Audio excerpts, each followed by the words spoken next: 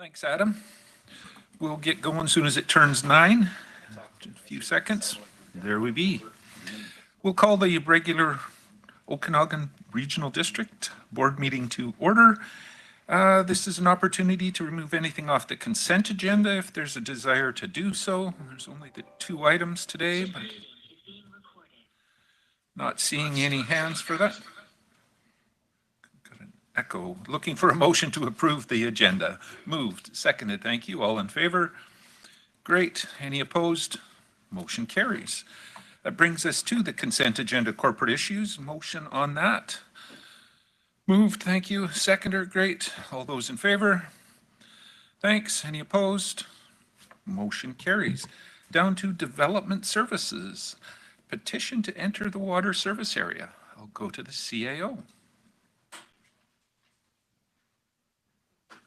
Thank you, sir.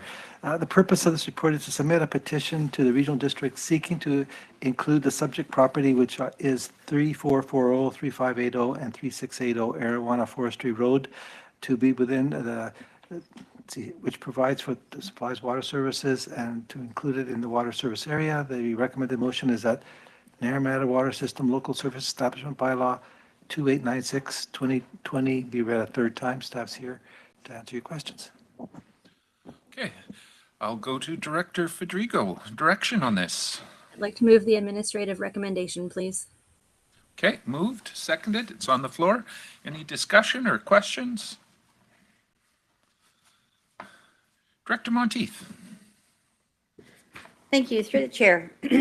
I didn't see in the board report, and I don't know if this is something we could add, about capacity and infrastructure. So in the analysis, it's mentioned that there's required infrastructure upgrades. Are we adding more connections and keeping up with infrastructure, I guess is my question. Go to staff. Mr. Garish. He's looking, oh. So I'll start my answer by saying that's not really a planning question, but I'm happy to give it a shot. So the context with this particular development is that there was a 41 lot subdivision lower down the hillside, and the existing reservoir that serviced the benchland development couldn't accommodate all the lots. So additional reservoir was built at a much higher elevation in order to allow for that subdivision to proceed. And at the time, I believe there was an active subdivision development application for a campground. And as the board is aware, campgrounds are required to have community water and community sewer. And so the property owner petitioned at that time to include the parcels to service the campground. So when we talk about additional connections, I think the impetus for this service area petition, at least my recollection is the campground, which would be one connection, but obviously multiple sites within it. And it's my understanding that the reservoir that was constructed could accommodate that development at the time. So, okay. Any follow-up to that, Director Monteith? Okay. Any other discussion, questions? Not seeing any hands. This one is a, corporate vote. All those in favor? Thank you. Any opposed? Motion carries. Down to B2, Agricultural Land Commission referral, again in electoral area E, CAO. Thank you. An application to the Agricultural Land Commission under Section 30 of the Agricultural Land Commission Act has been lodged with the regional district in order to allow for a non-farm use within the agricultural land reserve. And the administrative recommendation is that the RDOS board authorize the application to allow for a vacation rental in an accessory dwelling as a non-farm use on the parcel located at 2864 Arawana Road, Lot 13, to proceed to the Agricultural Land Commission. And again, staff's here to answer your questions. Okay, again, I'll go to Director Federico. Direction on this. Yeah, I'll move the administrative recommendation, please. Okay, moved, seconded. It's on the floor. Any discussion? Director Taylor? Yeah, through the chair to staff, just wondering if you can speak to the issue of ALC's changing position on vacation rentals. Yeah, okay, I'll go to staff. sure. So through the chair, so it's It's our understanding, based on discussions with ALC staff, that following the provincial changes in 2023, primarily in relation to the Short-Term Rental Accommodation Act, that new legislation prompted the Commission to look at its regulations because there were certain exemptions provided for farmland under the STR Act. And so in looking at their legislation, the Commission came to the opinion, at least it's my understanding, that the only provision or allowance that they had for short-term rentals was their agritourism accommodation use class, and that short-term rental doesn't fit that. And so on that basis, they're now advising local governments that short-term rentals within the ALR is a non-farm use that requires their approval. So hence this application before you today. Okay. Follow up to that, Director Taylor? Elsewhere in board discussions, I think that's just something we should maybe raise through SILGA to ALC, just questioning whether this makes sense. Possibility. Director Roberts. Thank you, through the chair. So this is something that's going to affect housing and things like short-term rentals on wineries as well. Is that correct? Is it going to be retroactive? Staff. That's through the chair. So a lot of it will depend on how the wineries have set up their tourist accommodation units. So our understanding is that they've done it as a traditional agritourism type development, then the Commission would consider that a farm use. But if it's converting dwelling units that might otherwise be used by farmers or farm labor, the Commission looks at that differently. And hence these applications now that we expect to be dealing with more frequently. Okay. Any other discussion or questions on this? Not seeing any hands. This one is a rural vote. I'll call the question. All in favor? Thank you. Any opposed? Motion carries. Over to B3, another Agricultural Land Commission referral in Area I, CAO. Thank you. An application has been submitted to the Agricultural Land Commission under Section 20.3.5 of the Agricultural Land Commission Act and referred to the regional district in order to allow for the removal of soil and placement of fill of land in the agricultural land reserve. And the administrative recommendation is that the RDOS board authorize the application to move soil from a non-farm use on the parcel located at 2580 Green Lake Road to proceed to the Agricultural Land Commission, and staff's here to answer your questions. Go to Director Monteith. Direction? Thanks. I'd like to make the administrative recommendation.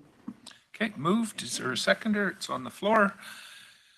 Any discussion? Director Monteith, go ahead. Oh, thanks, through the chair. With the ALC recommendations, what is the success rate? Like, we seem to be referring a lot or supporting these applications, but I never seem to hear if they get approved or are we wasting our time? Is ALC looking at these? Is it something they're considering? I guess I'm looking for some guidance. Go to staff. So it's difficult to comment on Land Commission turnaround because I know sometimes they will provide decisions to the applicant to copy us fairly quickly, and sometimes it takes months and months. But just the way the legislation is set up, the reason why the board is seeing these is it's an opportunity for you to give a thumbs up to it at an early stage as opposed to going straight to the Commission and you finding out later on down the road that the Commission has approved something that the board may not support. So if you don't authorize these applications, they never proceed and are essentially ended at that point. And I do recall that when we do receive decisions from the Commission that we have committed to directors and the board in the past to forward those on for your reference or benefit. So if that's not happening, we can certainly look and make sure that the future decisions are provided to you.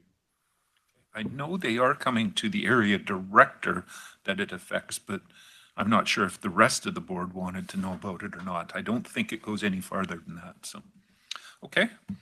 Anything further on this one? Again, no hands and a roll vote. All those in favor? Thank you. Any opposed? Motion carries.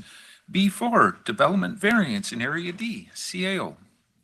Thank you. This application is seeking a variance to the front parcel line setback that applies to the subject property in order to facilitate the placement of a manufactured home and the construction of an associated carport.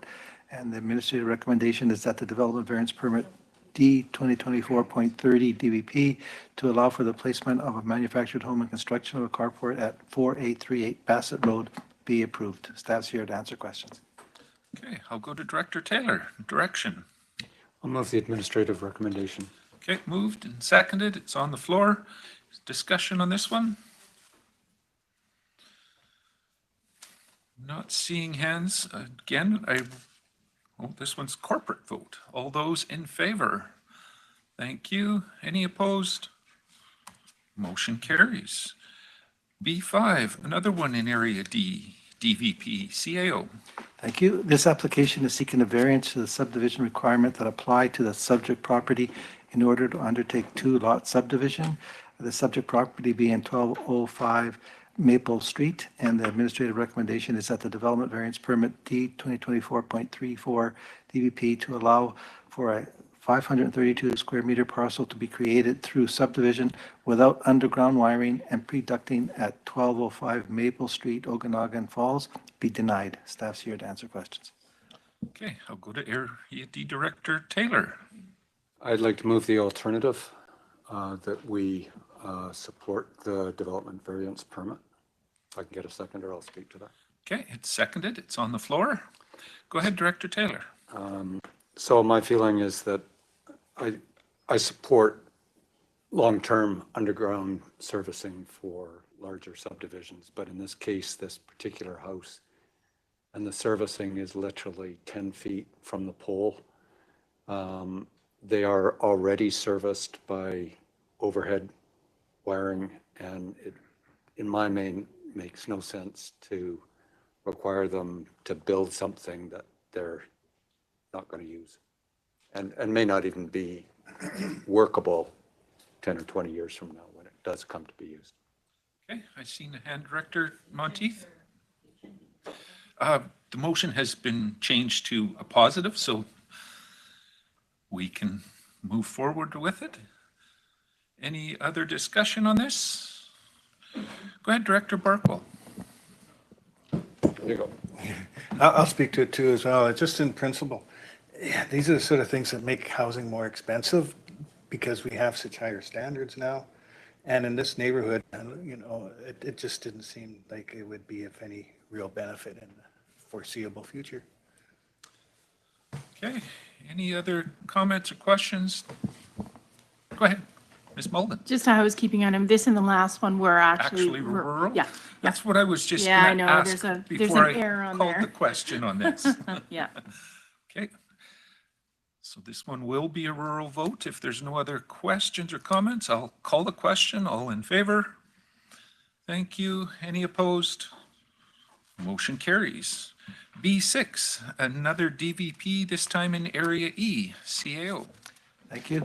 This application is seeking a variance to the maximum height of an accessory building or structure that applies to subject property in order to undertake the construction of a garage. The recommended motion is that the development variance permit number E 2024.35 DP to allow the construction of an accessory building at 845 Kinney Road be denied. And staff's here to answer your questions. Okay, I will go to Director Federico. Thank you, through the chair. I'd like to put forward the alternate recommendation to approve. Okay, so you're moving approval. Is there a seconder for that? It's on the floor. Go ahead. You want to speak to it, Director Federico? It had gone to the APC, and so there was some good discussion there, and the APC approved it moving forward, so I'm going with their recommendation. Okay, any other discussion? Director Bush. So can we hear from staff why it was denied to start with? I can ask them. I think they give the rationale in the board report, but go ahead. Through the chair, yeah. So, I mean, yeah, there's the analysis in the board report, but also, I mean, generally speaking, it was mostly to do with the overall size of the structure, and it being an accessory structure. It was nearly the size of the house, so it was primarily based on the size. They also have some geography that kind of lends itself to the average height of the house already, or sorry, to the average height of the structure. And so that was primarily the reasons behind that. Okay. Any other questions or comments? Again, a rural vote. I'll call the question. All in favor? Thank you. Any opposed? Motion carries. Down to Public Works. C1, Solid Waste Management Plan, CAO. Thank you. This is to strengthen the technical and public advisory committees to assist in the development of a solid waste management plan consistent with the provincial guidelines. And the recommended motion is the regional district appoint an alternate director to chair the public advisory committee meetings and the technical advisory committee meetings for the review and update of the solid waste management plan in the absence of the appointed director. And further, that the regional district approve the addition of the public advisory committee members as outlined in the administrative report by Senior Manager of Public Works dated January 23rd, 2025, and staff's here to answer questions. Okay, is someone prepared to move it, or are there any questions? Moved and seconded. Thank you. It's on the floor. Any discussion? Not seeing any hands. Go ahead, Director Roberts. Thank you, through the chair. I must have missed it, or it may have been when I was away. When did the decisions or the names and that stuff go out? Was that about 2 months ago? Staff can. I think it did mention the date in the report, but I can't recall it off the top of my head, but go ahead. Okay. Regarding the PAC, to the chair, regarding the PAC members, is it regarding the PAC new PAC members? That and the alternate. Okay. Oh, for the alternate. Okay, so for the alternate, we have a chair. Director Graham is the chair for the PAC members, and then for the PAC and TAC committee for the solid waste management plan.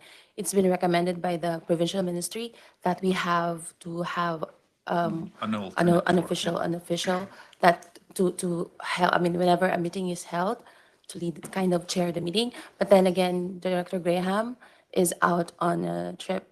It's on leave, and so he recommended to have Director Gilbert as an alternate. And after that, we receive a correspondence just after we released the board report. We received a correspondence from Director Graham saying that he's nominating Director Gilbert as an official or replacement for him. So I believe the vote should be like, it would be a replacement for Director Graham and not an alternate. So, yeah, that's it. Any other comments? Go ahead, Director Holmes. So if Director Gilbert's replacing Director Graham, then we still need an alternate for Director Gilbert. Is that the case, that we're actually fully replacing him, or he's just replacing him in his absence? That's where I got confused. Yes, we're actually looking, after the board report was submitted, we did find out that we need a replacement for Director Graham and an alternate. So we actually need one more besides Yes, Director correct. Graham. Yes. Okay, that's making it clear. I'll go to Director Monteith and then Director Taylor. Through the chair, the process, it seems a bit unclear to me. I feel like we should have had like a expression of interest and anyways, so I would like to recommend Director Roberts be a part of it as well. That we should have some rural representation on the committee, and I don't see that currently. Okay. I'm not seeing him shake his head no here, but we'll maybe see where it goes. Director Taylor. I'm just wanting to clarify what we're doing today, which my understanding is we're instructing the board to approve, name an alternate at some later date. Well, we're first putting Director Because I don't see that. Gilbert in. We're assigning Director Gilbert right now, and then we'll be looking for an alternate. But I'll go to Ms. Mulden. Chair, my recommendation, the motion on the floor is this lengthy one, which no longer applies, and the board has learned of it only just now. My recommendation would be that this either be defeated or it be postponed until such time as staff can come back with a different report. Okay, probably easiest just to clear it rather than postpone. So if everybody's aware, it's probably better to just do away with it and start a new motion? I'll call the question on it. All those in favor? Thank you. And those opposed? Was that everybody opposed, just for clarity, so Ms. Mullen can record it? Okay. Director McCordoff and, okay, but the motion would be defeated, and staff will come back with a new report in the near future then on that. Okay, we'll move on to, go ahead, Director Roberts, a question on it? So just to clarify, we were doing that so that now we can come back with Director Gilbert being recommended to replace versus. Director Graham, and we'll probably need to ask the board if there's someone interested in, as an alternate. So keep it in mind. We'll probably be bugging you shortly, or the board shortly, about putting a name forward. New transit stop, CAO, item D1. Thank you. This is to establish a dedicated transit stop for the Gallagher Lake community for the Route 40 service and improve transit shelter in the unincorporated community of Headley to better access Route 50 service. And the recommended motion is that the RDOS apply for 2 grants funding opportunities to allow acquisition, design, and construction of 2 transit stops, namely BC Transit New Shelter Program and from Ministry of Transportation and Transit Minor Betterment Program. And just to add that in the Gallagher Lake Community Bus Stop, that was one of Director Canodal's passion, and this is the first step of making that happen. Okay, someone's moving it and seconded. It's on the floor. Any discussion? Director Roberts. Thank you, and I'd just like to thank staff for bringing it forward so quick. This was something in regards to Headley that I brought up quite a few years ago, and trying to get into that process. My question in regards to it is I know that in the report states in regards to the Modi right-of-way, I know that with previous staff, we had community dialogue in regards to some possible placement that ties it more centrally in regards to the community. And I'm wondering whether or not we still have that opportunity to have that kind of discussion moving forward. Thank you. Okay, go to staff. Through the chair. So in regards to the Headley stop, we do have flexibility on that. So this grant funding allows us to fund the review, design, and then of course the installation of the stop. So we can there is flexibility, and we can coordinate that with BC Transit to find a suitable location. Okay, any other discussion? Go to Director Coyne Senior and then Director Federico. So currently the bus in Headley can stop at multiple spots. If we do this, is that going to eliminate that? Staff? Currently Route 50 is somewhat of a call on demand, but there is, in terms of dedicated stops in Headley, there is only the one on the BC Transit route. The flexibility would be up to the operator, I think, in that regard, if someone is wanting to call separate to that, but ideally we would want to look to identify a stop location that is suitable for as many people as possible in the locality. Director Federico? Thank you, through the chair. Have we looked into the Federal Rural Transit Solutions Fund to see if there's opportunity for additional funding for transit as a whole? Staff? I've been looking at that recently, and the grant funding is a split, so we'd have to find funds to, I think it's, from memory, it's a 60-40 split. Maybe it's 80-20, I have to double check. I've got a few grants in my head. With regard to that one, we would need to find extra funds, and for this budget year, we haven't got that allocated. And it would have to be a per service look at that piece, but it's something that we can go back and have a closer look at to see if there's anything that's fit for purpose, and happy to take direction and add that to the strategic priority to. Okay, any other discussion on this? Not seeing any hands, we'll call the vote. It's corporate. All those in favor? Thank you. Any opposed? Motion carries. Down to D2, Protective Services, update on the Search and Rescue Service Agreement, CAO.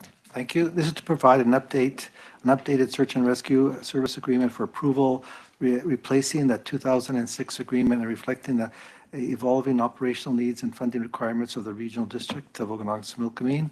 And the recommended motion is that the board approve the 2024 search and rescue service agreement as presented, and that the biannual review process outlined in the 2024 agreement be implemented to ensure the agreement remains relevant and effective. Staff's here to answer questions. Okay, somebody prepared to move this? Moved. Seconder. Thank you. It's on the floor. Any discussion? Director Roberts? Thank you, through the chair. Sorry I'm being so chatty today. My question be moving forward, I understand in regards to PennSAR, a lot of the work we've done, and also realizing that places like Princeton that's had their ground search plus their highway rescue that's got high angle. I'm wondering if we're looking forward to having a more comprehensive plan of working throughout all the communities in regards to supporting some of the smaller SAR groups and having it fleshed out a little bit. Because again, a lot of times our timelines for dealing with PennSAR tends to be quite significant when we've got the far-flung areas of our communities, but also aware that volunteerism is stretched to its max. But just wondering if there's ongoing dialogue or a direction around that. Thank you. Go to staff. So we actually made it clear to the search and rescue teams that it was they would have to work together to determine the split of the agreement of the funding. So that, I mean, yes, we are trying to support all of them the best way we can. And at this point, they have determined that they want a 1/3 split for each of the teams. So, but that every year we will be meeting with them and discussing their request and making sure that we are moving in the right direction. Okay, any other discussion on this? Director Monteith. Thank you, through the chair. I fully support the program. I think it's amazing. I guess I'm just looking for process. With the rate increase in the agreement, is that already in our budget for 2025 or is that additional? Thank you. Go to staff. So in 2025, they will be receiving the base rate of 90,000. And that's what's in the budget. Okay. Seeing no other hands, I'll call the question. Corporate vote. All those in favor? Thank you. Any opposed? Motion carries. Legislative Services. Okay, Falls. Oh, did someone? Sorry. CAO? Just before Deborah goes, you all received an email, but I just want to make it the public announcement as of last week. Protective Services, who is, Deborah's the senior manager for that department, the fire departments of the regional district report to her. So that's an operational change. And also that was one of the recommendations that was made in the efficiency review. And you will be getting a report shortly about all the other changes that were recommended that will happen. Okay, great news. Thank you. Question on this, Director Coyne? This question's a little bit out of order, but before Deborah runs away, this morning it was announced on the news that 4 of the regional districts in the north are they're moving away from 911 through ECOM. Is that going to affect us and our rates with ECOM? I'm not sure. We do not know at this time how that's going to impact us, but we are looking at it and trying to get some assessment. ECOM has been very slow in getting back to the RDCO and us on what they're looking at for the future. So we still continuously trying to negotiate with them and see where that's going to take us. Okay, so that remains to be seen, I guess. All right. Thank you. No problem. Legislative Services, OK Falls Incorporation Referendum, CAO. So thank you.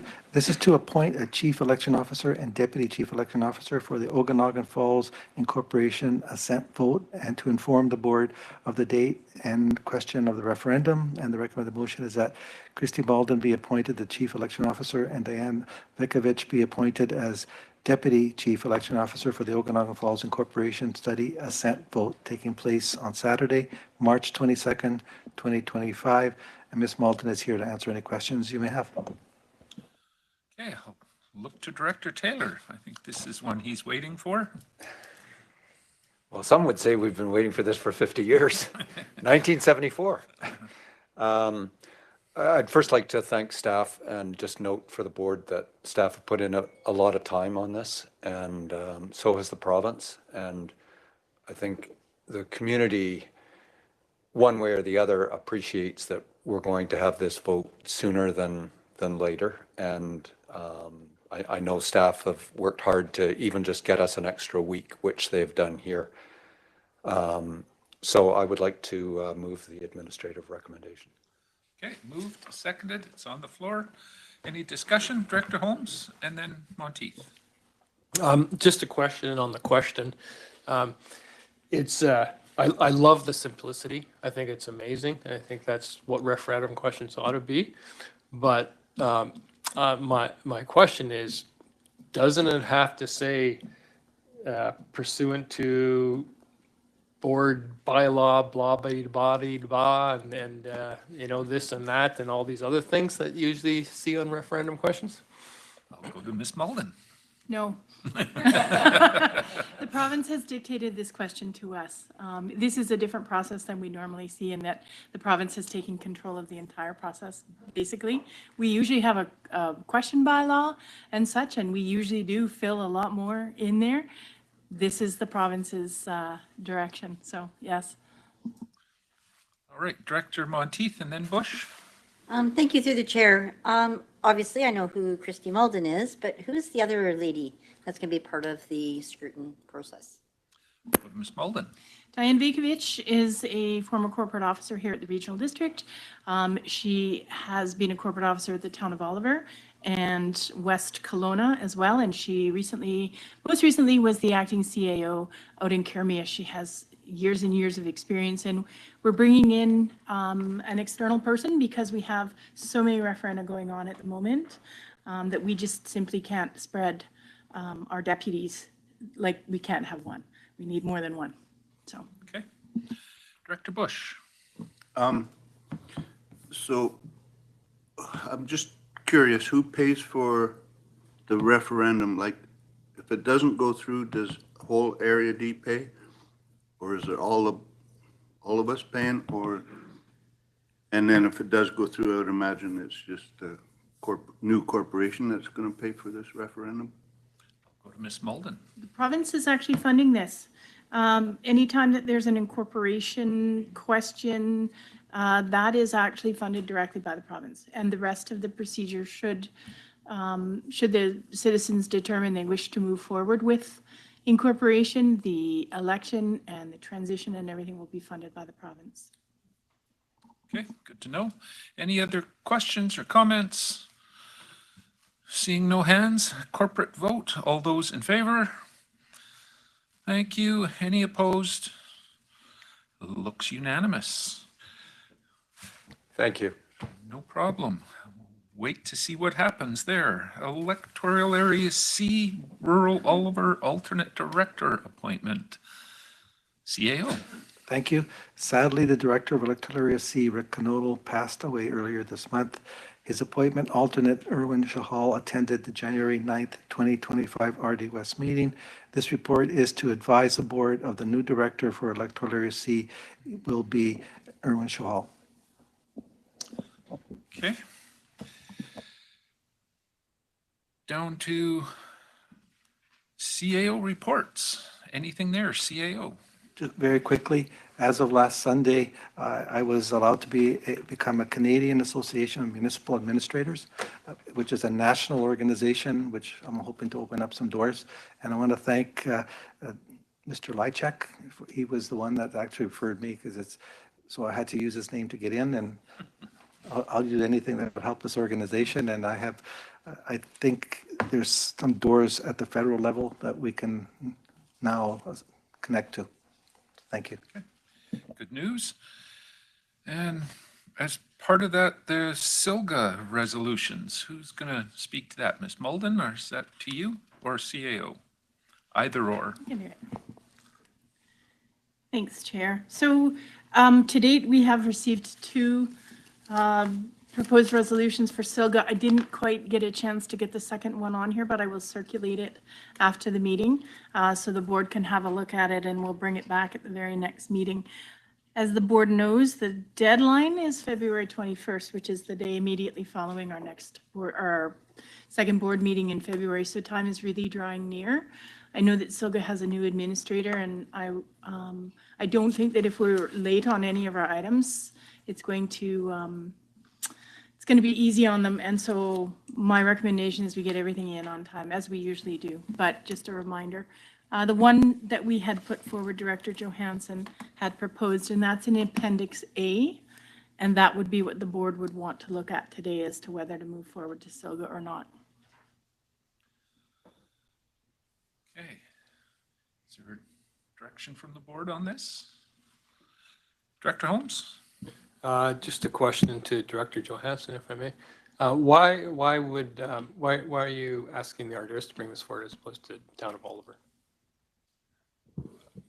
I think it's definitely a regional an issue, and I think it carries more strength if it comes forward as from the regional district as well. And I also think we should be reaching out to other regional districts that have land grant airports in them so that we can bring it forward together.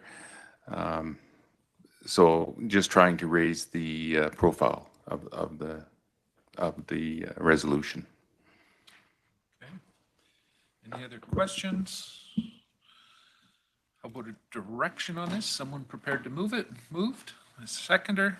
It's on the floor. Any further discussion? Again, not seeing any hands. We'll call the, go ahead, Director Taylor. Can I have an example of what land uses you're trying to get in that you aren't able to do right now? Yeah, the land uses are very restrictive and only have to do with airport operations. So, for example, you could put a flight school in there, but you're not allowed to include dormitories associated with that flight school. You are not allowed to have, temporary residences on your airport to allow first responder pilots to take a break. After their mission, they have to go out and get a hotel. So those are the kind of things that we're looking at. And the main reason for the resolution is that the only way that these airports can actually sustain themselves is through revenue generated through leases.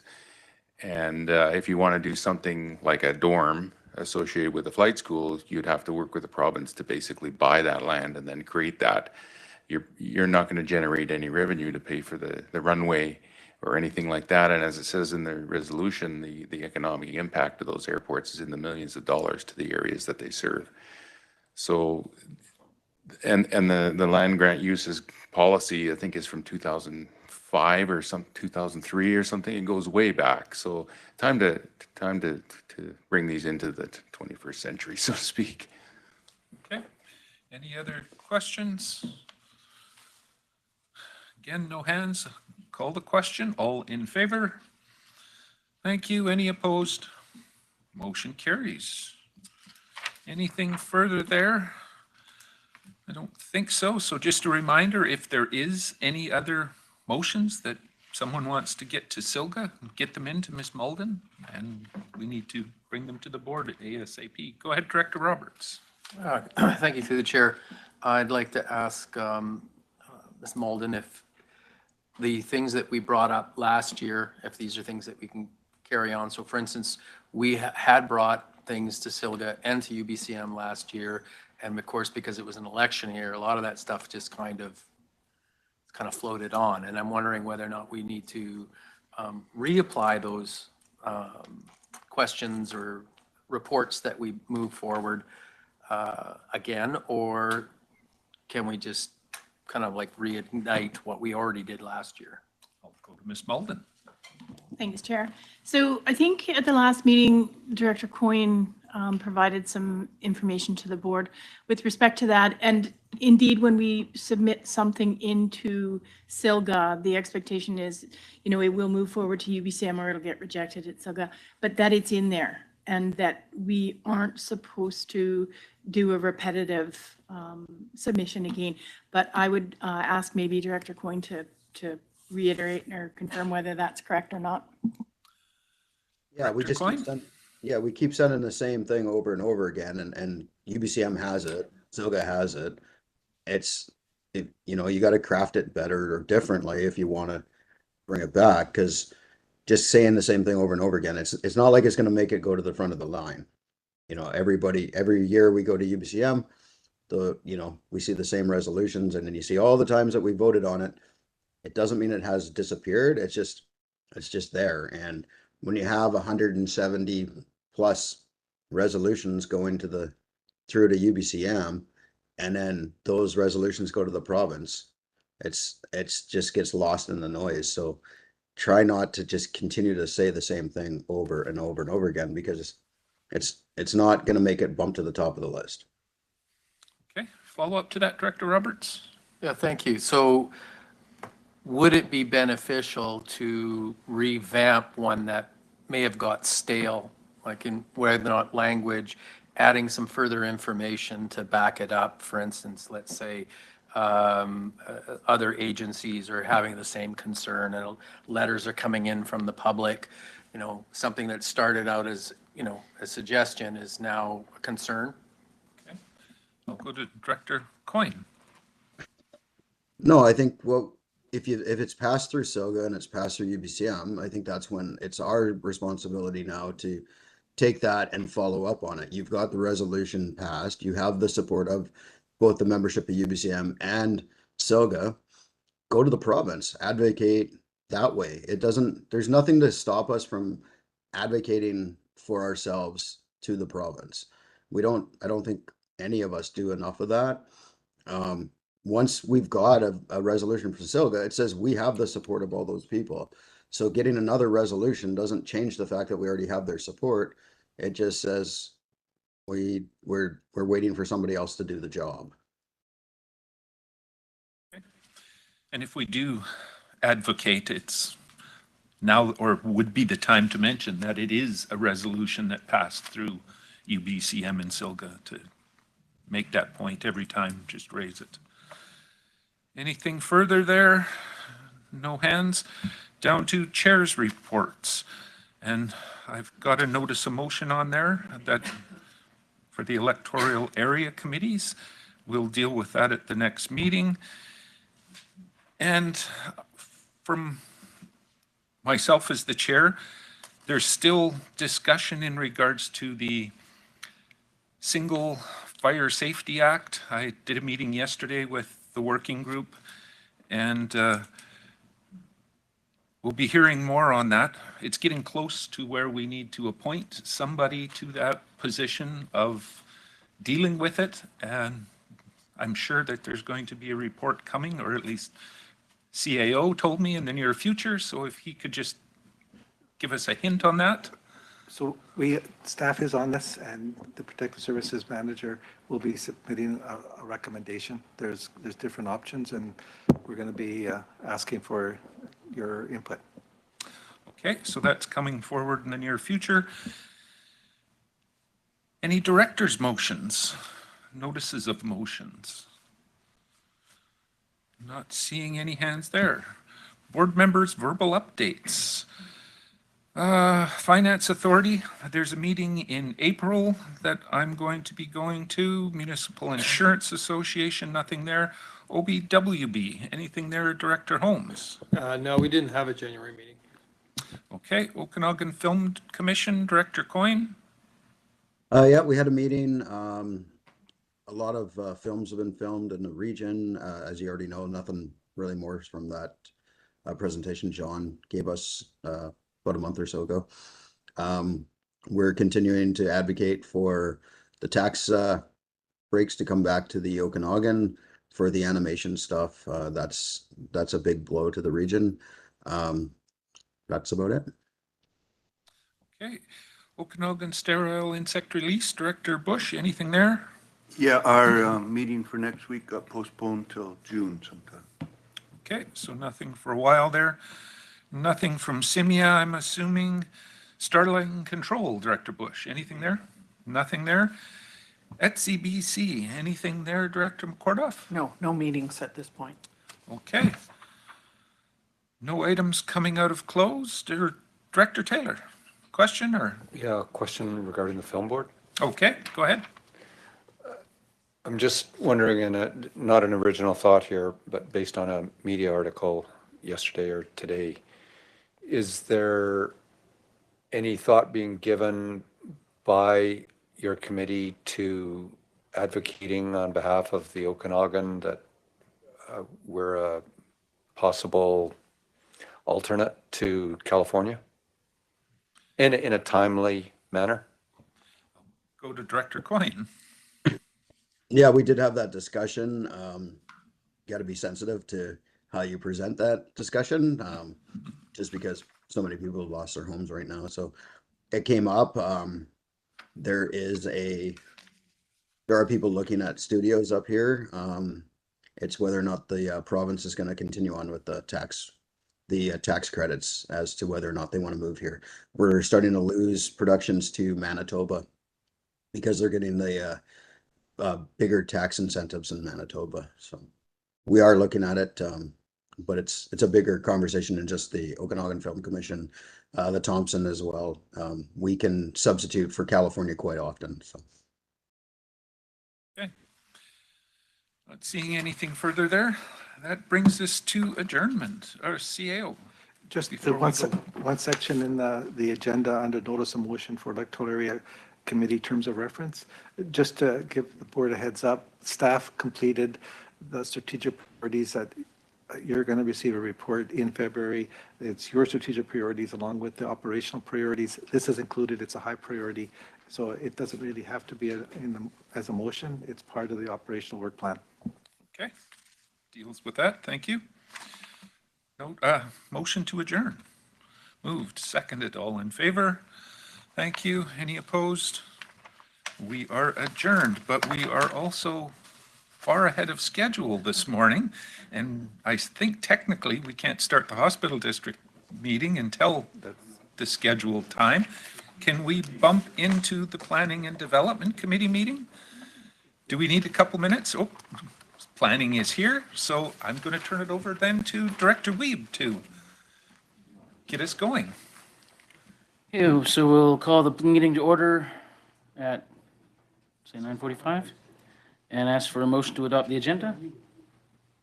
It's motioned, seconded. All in favor? Carries. Moving on to land use bylaw amendments. For Mr. Garish or CAO. Thank you. The purpose of this report is to provide options to the board in relation to the proposed land use bylaw amendment required to ensure compliance with changes enacted to through the Local Government Act in 2023 related to small-scale multi-unit housing, and the administrative recommendation is that the Okanagan electoral area small-scale multifamily housing implementation zoning amendment bylaw 2800.53 be initiated, and Mr. Garish is here to answer any questions you may have. Okay, so we'll open it up to those that might have discussion or questions, please.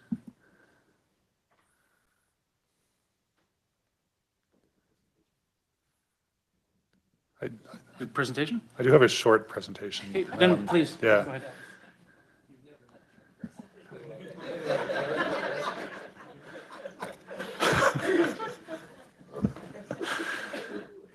All right. That's my presentation. No, I'm kidding. I did try to cut the number of slides down in my own defense here. So, because I know the board has seen this multiple times So if I can just get to, okay, so I won't spend too much time on background because I know the board is well aware of the legislative changes. Local Government Act was amended in 2023, identified restricted zones. Local governments were required by June of last year to update their bylaws to address those restricted zones and basically remove them from their bylaws. And for the electoral areas, that's by ensuring that your zones allow for 2 dwellings per parcel. We had a discussion at the previous Planning and Development Committee in response to a letter from the ministry asking for an update. The direction that we were given by the board at that time was to make amendments only to the RS1 and RD1 zones to ensure compliance, because those were the 2 that we've identified as being for falling into the restricted category.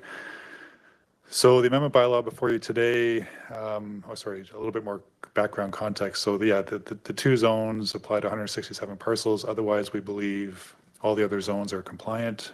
So that puts us in the 98% range. And these are just a couple of screenshots showing examples of where these offending zones are located. And to address that, the amendments before you today are basically proposing to allow secondary suites into the RS1 and RD1 zones, and to change the density provisions to allow 2 per parcel, which would bring us into compliance. And that's it. So that was short. So maybe if we, looks like it was area E and D, is there anything that you guys would like to specifically speak to? Or is there something that you're both in favor of? I'd move the recommendation. Okay, we have a mover and maybe seconded. And Director Federico, anything that you'd like to add before we proceed? You're comfortable with this? Well, how about that? All right. Motion seconded. I call the question. All those in favor? Oh, sorry. Director Monteith. Thank you, through the chair. Was this the bylaw that had the setbacks changed? Mr. Garish? Sure, through the chair. So the previous version of the bylaw that the board abandoned in August was the one that contemplated changes to development permits, building envelopes, so setbacks and building height, density. I think there's a couple other aspects to it as well, but that has been stripped away based on a direction from the previous committee meeting. And a follow-up? Thank you. So back to what we had before, just adding the density. Is that correct? Through the chair, for the current bylaw has identified that there's 2 offending zones, and the main issue with them is they only allow 1 dwelling per parcel. So the amendments will change that by allowing suites and bringing us up to 2 per parcel. Any further questions? Oh, yep, go ahead, Director Taylor. I just have something after this issue. Then we'll call the question. All those in favor? And opposed? Motion carries. But you have something you'd like to add to the agenda? Okay, so I'm going to have to double check with Ms. Malden as to how we properly do that. So I think by just acknowledging that there's an item to add to it is sufficient. Do we need a motion to agree to talk about it today? Okay, then Director Taylor, unless there's anybody opposed. Okay. Thanks. I'd just like to flag to the committee, to the board, the province has opened up its registry for short-term rentals, and there's increasing municipalities climbing on board. I think that's positive. One thing that could position us well for those that are trying to comply, and I'm being asked by residents in my community who want to comply, they want to get a business license. And we're not quite there yet, I don't think, and I guess I'd like to hear from staff timing on that. But we could enable it so that these individuals could register now and add their business license when it comes available by August 1st. If we added our name to a list of municipalities that are just now bringing in business license capability. And so if staff would look at that, that would enable residents of DNI to get into the registry now with their business license to follow by August 1st. And there's massive discounts that to the registry fee. So if we did this, then these people can get into the registry for next to nothing and add the business license at a later date. So from my perspective, it would really improve compliance, and that's what we're trying to do. Well, then I'll refer to either Ms. Mulden or Mr. Savino. Thank you, Chair. So we are in the process of looking at the business licenses. Staff is going to be coming with a number of bylaws, including the fees and charges. And because of the urgency now, because we want to save our clients money, the software is up and running. We have staff that knows how to do it because they came from the municipal field. So it would, Mr. Garish, I understand you are working on this, so you can give the timelines now that you understand that there is an urgency. Okay, so I'll do well, Mr. Garish, did you want to respond before we go to more questions? You okay? So I have a follow-up, Mr. Director Taylor, and then Director Monteith following. I answered to a lot worse. I think it would be helpful if the regional district could communicate to the province that we are in the process and we'd like to have our name added to this list, if it's appropriate for an area as opposed to a regional district. If staff could just talk to their corresponding numbers at the province to determine if that would save our clients money. See, it was Zafino? I see Mr. Garish writing, so the answer is yes, it will happen. And we'll go to Director Monteith, please. Thank you, through the chair. I'm curious about what our process and requirements are going to be for business licenses. Is that coming back before the bylaw? Is that going to be a part of the bylaw conversation? Because at this point, I don't even know what we're asking of the applicants and the process, and that's questions I'm getting from taxpayers. Okay. So it looks like we have a response from CEO Zafino, and then potentially Mr. Garish will refer to either one of you. So based on previous direction from the board in December, we brought a suite of amendment bylaws before you, and that included the draft business licensing bylaw. And that bylaw had at the back of it basically regulations or requirements where, of course, if you remember, we were trying not to duplicate regulations that should be in zoning in the business licensing bylaw, keeping those separate. But we're in the process now of getting ready to consult, seek feedback from the communities. And depending on the nature of what we hear, we may be back before you in committee saying, we think changes may be required based on this feedback, or if it's generally supportive or no comments, then I suspect we might go forward to first reading, particularly for DF and I. Any follow-up, Director Monteith? Okay. Did you have something, Chair? CEO Zafino? Thank you. Just to say that it will be coming up to the board and the board has final decision. Any other comments or questions? Director Taylor. Just a comment, and I appreciate that staff are really on this now. Sooner we can get these business licenses available, the better. So thanks for all your efforts and keep on keeping on. Director Roberts, please. Thank you, through the chair.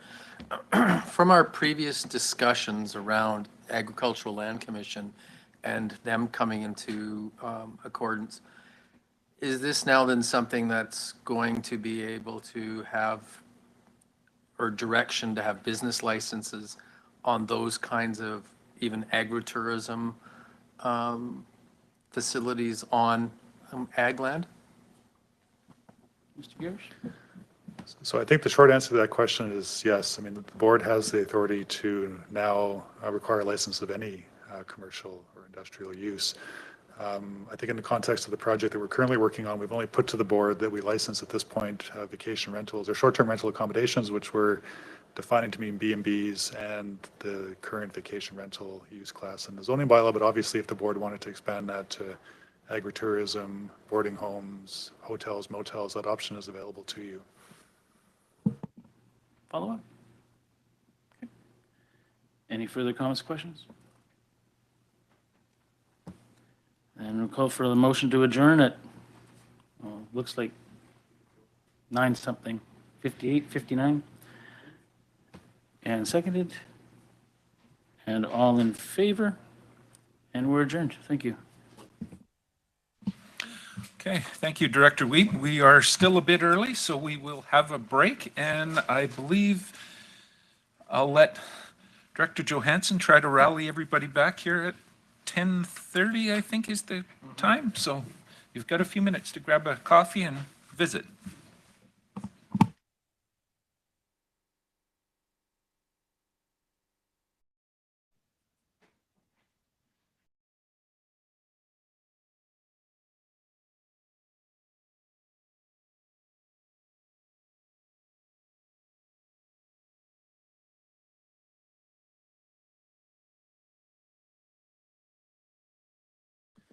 Alrighty, I'll call to order this meeting of the Okanagan-Similkameen Regional Hospital District at 10:30 a.m. and look for a motion to adopt the agenda as circulated. Moved, second.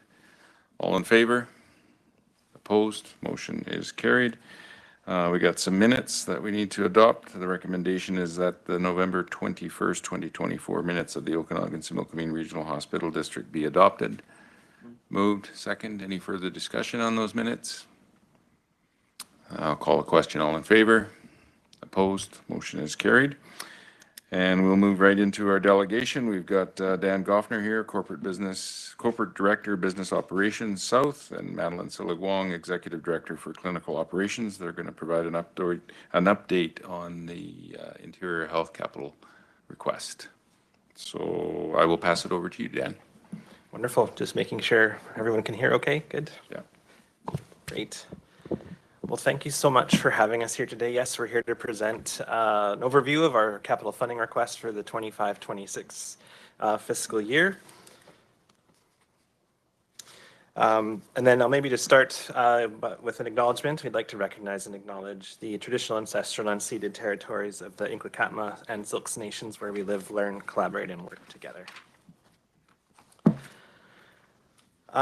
First slide up here is just talking a little bit about the themes for our request for this coming year, and this is sort of across IH, so seeing similar capital needs across. Certainly when it comes to new requests that we're making, we really focus in on the health service priorities that we're working with now, so inclusive of primary care services, mental health substance use, surgical services, diagnostics, so that includes things like lab and medical imaging, and then of course investments to continually improve safety for our patients, clients, and staff. Our infrastructure, that's a big theme. We're seeing lots of need to improve or refresh our infrastructures to extend its life, or looking at a full replacement of that infrastructure, so that's featuring heavily again this year.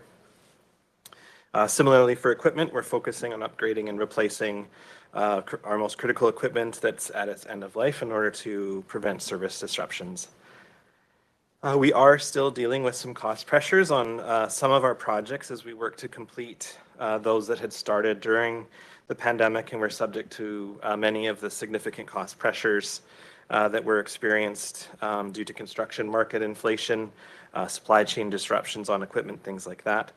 We are starting to see a light at the end of the tunnel. I've probably said that before, but our capital teams are letting us know that there is some stability. And of course, we're learning lots to make sure that when we are budgeting for our projects, that we're continuing to strike that right balance of contingency and anticipation of escalation, but not tying up too many dollars.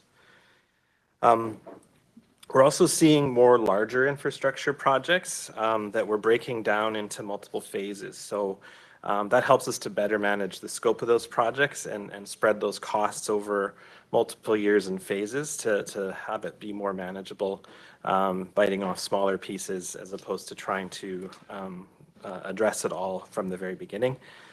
And then lastly, continuing to invest in technology. Have a slide about our digital health funding request this year, but some highlights through expanding our patient-facing systems, such as digital booking, as well as bolstering our systems and infrastructures so that we improve our information security, continuing to digitize systems, and then keep up with organizational network demands, of course, as the organization grows. So just as an overall summary of our capital request this year for the Okanagan-Similkameen region, the total is $9.96 million, and IH is requesting funding from the Okanagan-Similkameen Regional Hospital District totaling $3.98 million. Just as a point of comparison, this compares to the funding amount from the Regional Hospital District of just over $4 million, so only a little slightly less than where we were at last year.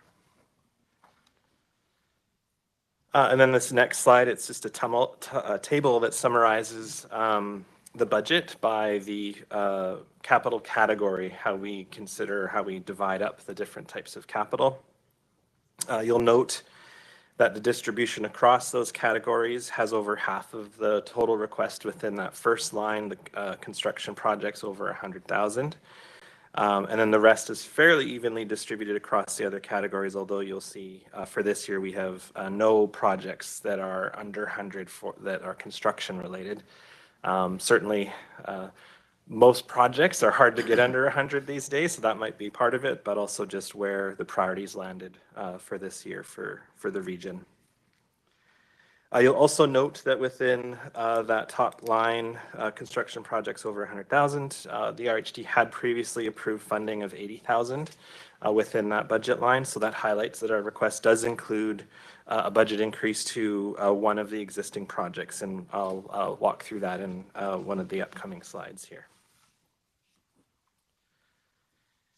So turning to the details, I just wanted to provide a bit of a high-level overview for each of the projects, and we'll start with those construction ones that are over 100. First up is a major project at Penticton Regional Hospital to replace the medical gas outlets for a good portion of the inpatient beds within the site. This was the project that we had deferred from our funding request last year, so it still remains a priority, and we've brought it back for this year. The medical gas outlets provide the oxygen, vacuum for suction, and medical air to the bedside. The outlets and distribution piping within the Central Pavilion and South Pavilion buildings at the hospital, which are two of the oldest remaining towers, are at the end of life and require replacement now. This would include approximately 70 beds across the two towers. Next up is another valve-related project, although on a much smaller scale this time. So at Penticton Regional Hospital, the water supply valves in the main pavilion require replacement as they've reached their end of life. The current valves are causing challenges in being able to isolate water flow through the building in order to make repairs to leaks within the pipes. These old valves that we'll replace are from 1969 and are starting to fail and not closing fully when we try to close them. So this project will upgrade the water supply system. Will also include additional shutoff valves, which will further improve our response time and ease of repair for future leaks in the pipes. Next, we have a project to replace all of the domestic water lines for the Sunnybank Retirement Center long-term care site located in Oliver. This will include the hot water recirculation lines as well as the domestic hot and cold water lines in the facility. The main hot water line has been failing for some time and has periodically developed pinhole leaks that could soak through the ceiling and into the rooms below.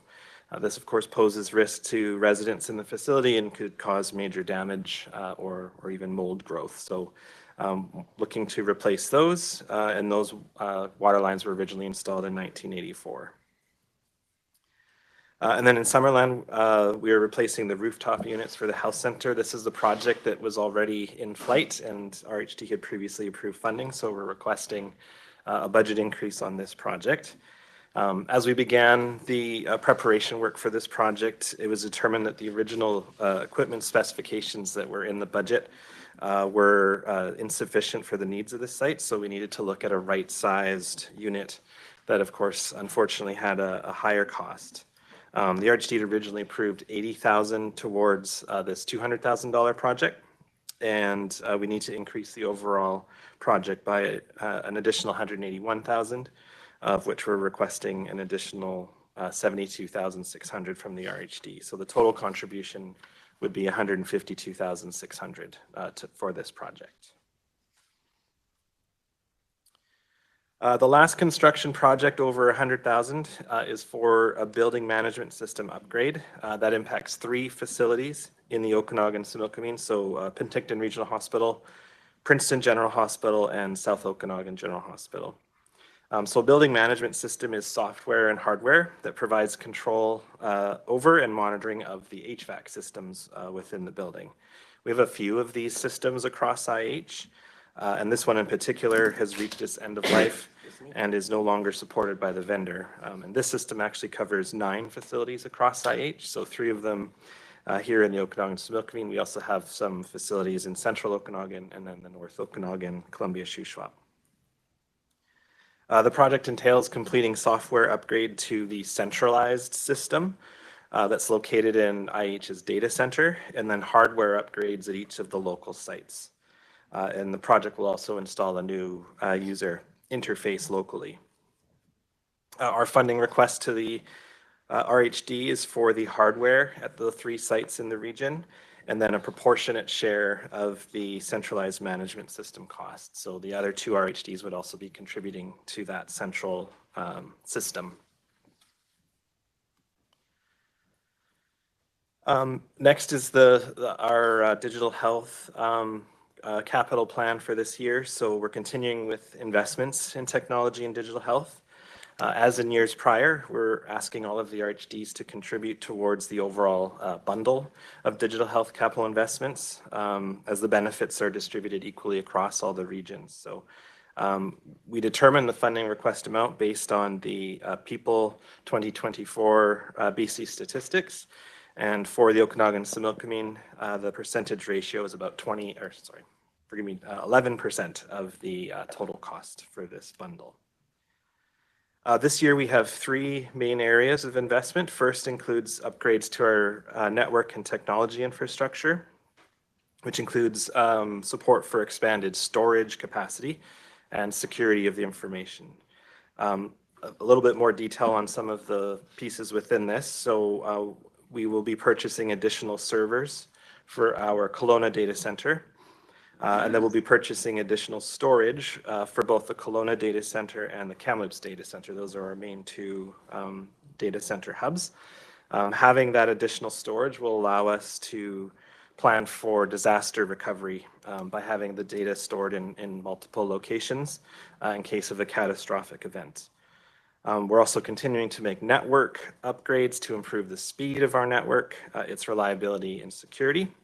And then we're also launching phase 3 of the Kelowna data center migration project. So this was a multi-year project where we had to relocate our data center in Kelowna from one space to another in order to ensure long-term stability and future growth capacity. So basically we outgrew the space.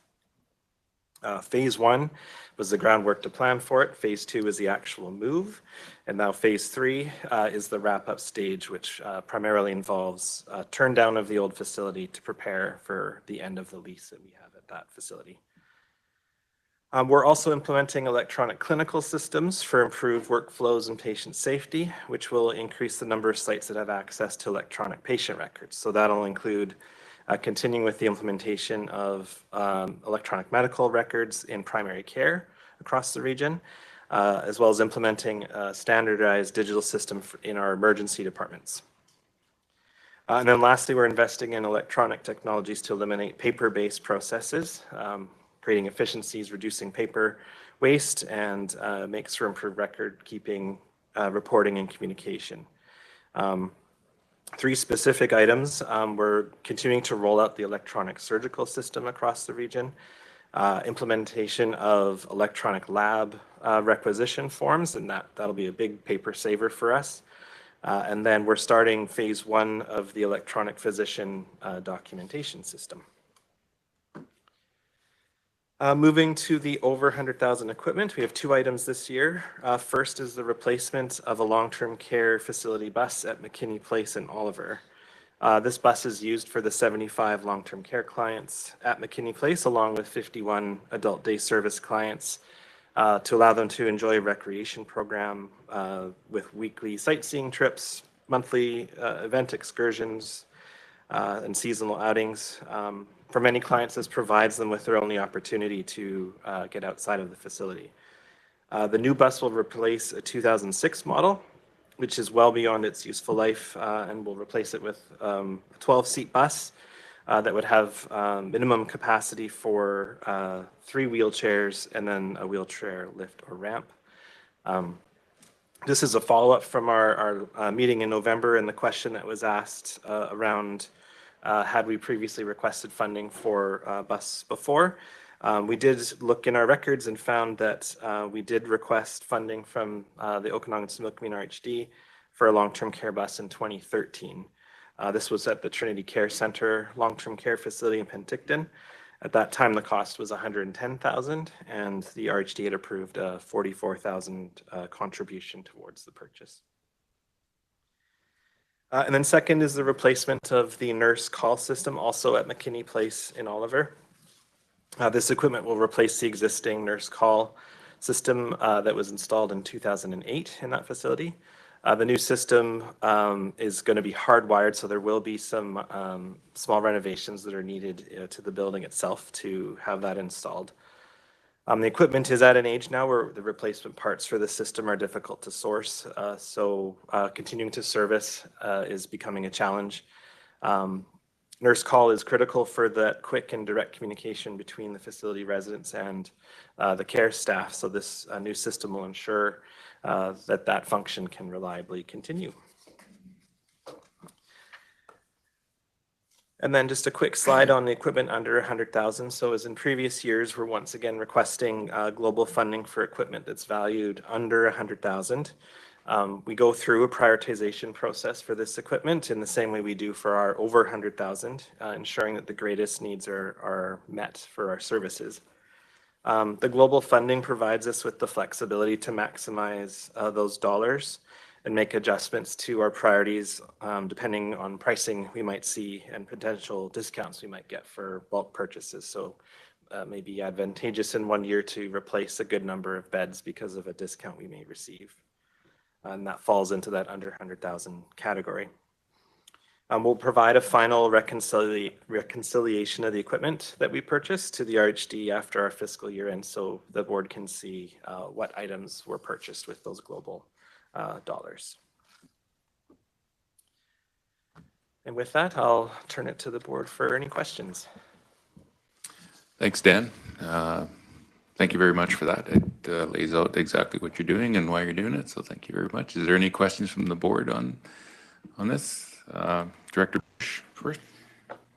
Yeah, so didn't we agree to approve 30%, but yet they're asking for 40%? Well, we haven't approved anything at this point in time. No, but didn't we talk about in the past about how much we were going to approve? Or is that still change every time? That's revisited every year based on our financials, our reserves, what the request is, all those types of things. So we'll be discussing that very shortly. Director Roberts. Thank you, the chair. Thank you very much for your presentation. And then looking through the presentation and looking at the beginning, we talked around issues like the PCN laboratory. So you know where I'm going to go at in regards to Karamias. We've got concerns when we're looking at having these discussions about further capital when we have things that aren't completed, cost overruns because of, again, COVID and those kinds of things. And at the same time, a decrease in certain services. I've received a letter recently that's being sent off to the province from concerned citizens that are dealing with issues with trying to get laboratory work done in the Karamias area and not finding it suitable in regards to the private organization that's there. Also getting concerns from the physicians in regards to lack of compatibility with the private versus which we had public in the facility. So now again, we see we're putting capital investments into the facility itself so that it can maintain the, for the PCN, but we also see a loss of services that we've had prior. And so when we're having these discussions, it becomes quite challenging. I also realize that like our PCNs deal with attached, not with the unattached that we have in our area. So I've got concerns about the attachment issues in regards to the PCN, what we're putting in regards to these things. We're not expanding in regards to our attachment. We're almost decreasing. It's great for those that are attached, but it does not provide support for those that are unattached. And at the same time, the decrease in the lab has affected a lot of the residents in the area, and especially since we have a vulnerable community and a lot of people with low income and a lot of health issues. So anyways, I would like to understand a little bit more in regards to our financial outlays, and we're looking at capital, but how are these things going to support those particular issues that are really at the heart of the public? Thank you. Can you all hear me? So those are really interesting points you raise, and they're the same points that we're consistently working with our lab services. As you know, the services for lab don't rest within the RDOS. They're centrally run out of a corporate area, and they're really largely based on staffing and the ability for them to staff all of our rural communities in IH. And so, as you know, during COVID, there's the consolidation, and the hope was that they would be able to move back to a model where it's distributed into our communities. We haven't seen the full realization of that in lab or medical imaging yet. I know they're working towards it. I can take back your concerns. Like you, I'm always very concerned of all the services that continue to go into the attachment and what it says silently about those who aren't attached. So I'm working on that with our divisions, a little bit outside the scope of this discussion, but happy to take that back and happy to have other discussions outside of this funding ask for how we can ensure that we get those services. I know that when I speak to the mayor of your community, that is something that we've chatted about in the past, and he continues to raise for us. This isn't the first I've heard about the incompatibility about the labs, so we're continuing to work with that provider. Director Coyne? Thank you, Chair. I guess it's not so much a question I want to answer today, but I would really like to see how Interior Health does asset management in the future, because a lot of these issues or a lot of these things that you're bringing forward to us are asset management issues that you guys, I don't know if you have reserves for them or what, but I mean, we're talking about leaky pipes that are, leaking through, or possibility of leaking through roofs in Oliver, and, all these things. And these are the things that are supposed to be looked after on an ongoing basis. And now we're at a point where if we say no, is that going to get done, or are you just going to postpone that for another year because you don't have enough money to repair pipes? There's a roof or something in Summerline. Like, these are things that are ongoing maintenance that you should have reserves for, and you should have an asset management plan for. And I'm very concerned that you're allowing the facilities to just degrade if we don't come up with all the funding that you're asking for. Thanks.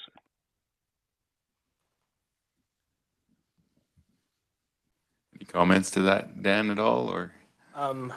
Yeah, definitely would be happy to reach back with our facilities folks to see what information we can bring back to the board. I mean, I think our facilities, our plant people are doing everything they can to maintain with what's available. There comes a point where you need to replace the infrastructure entirely with capital funds, and we receive funds from ministry, this other 60%, in addition to what we request from the RHDs to support the priorities. And so it's a matter of making sure that we're tackling everything that we can with the dollars that are available. But in some cases, we do end up seeing things get to a point where it's more difficult to manage, for sure.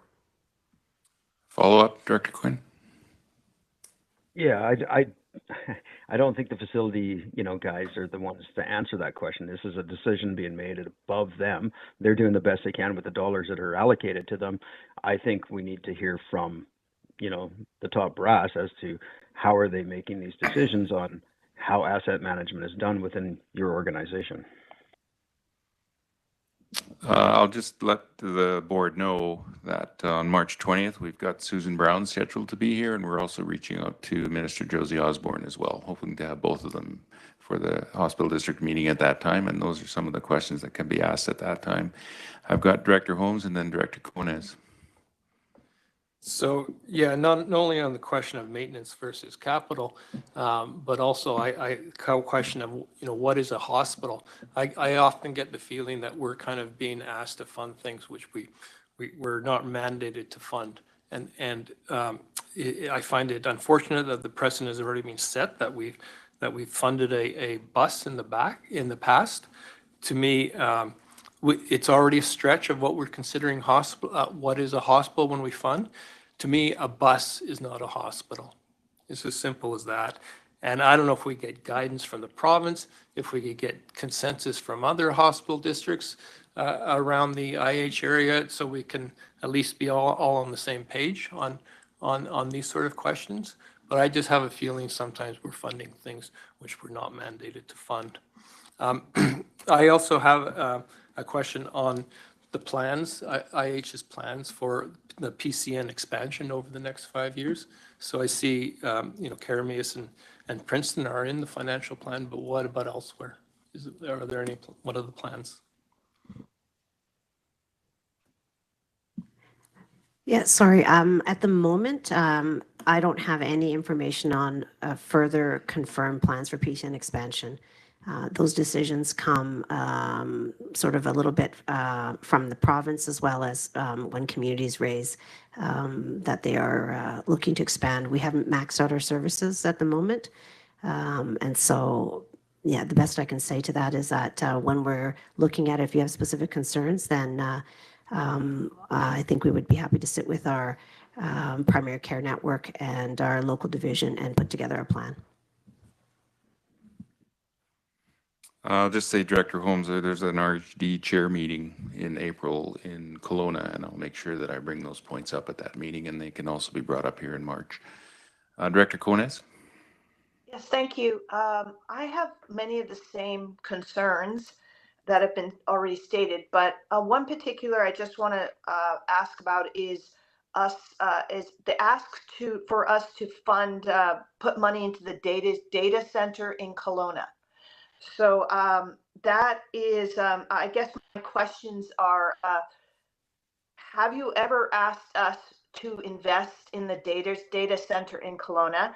And then how do you come up with the amount that we are, as our region, should invest in the Kelowna data center? Sure. Yeah, absolutely. I can answer that.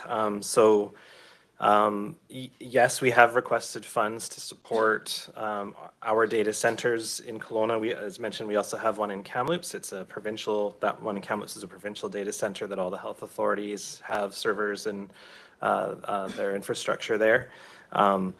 Those data centers house our central systems for the entire health authority. So facilities, all our staff in the Okanagan-Similkameen, they're accessing, and the network that they're using all floats through those two data centers. So it's even though it's located in Kelowna, it's an absolutely a regional resource.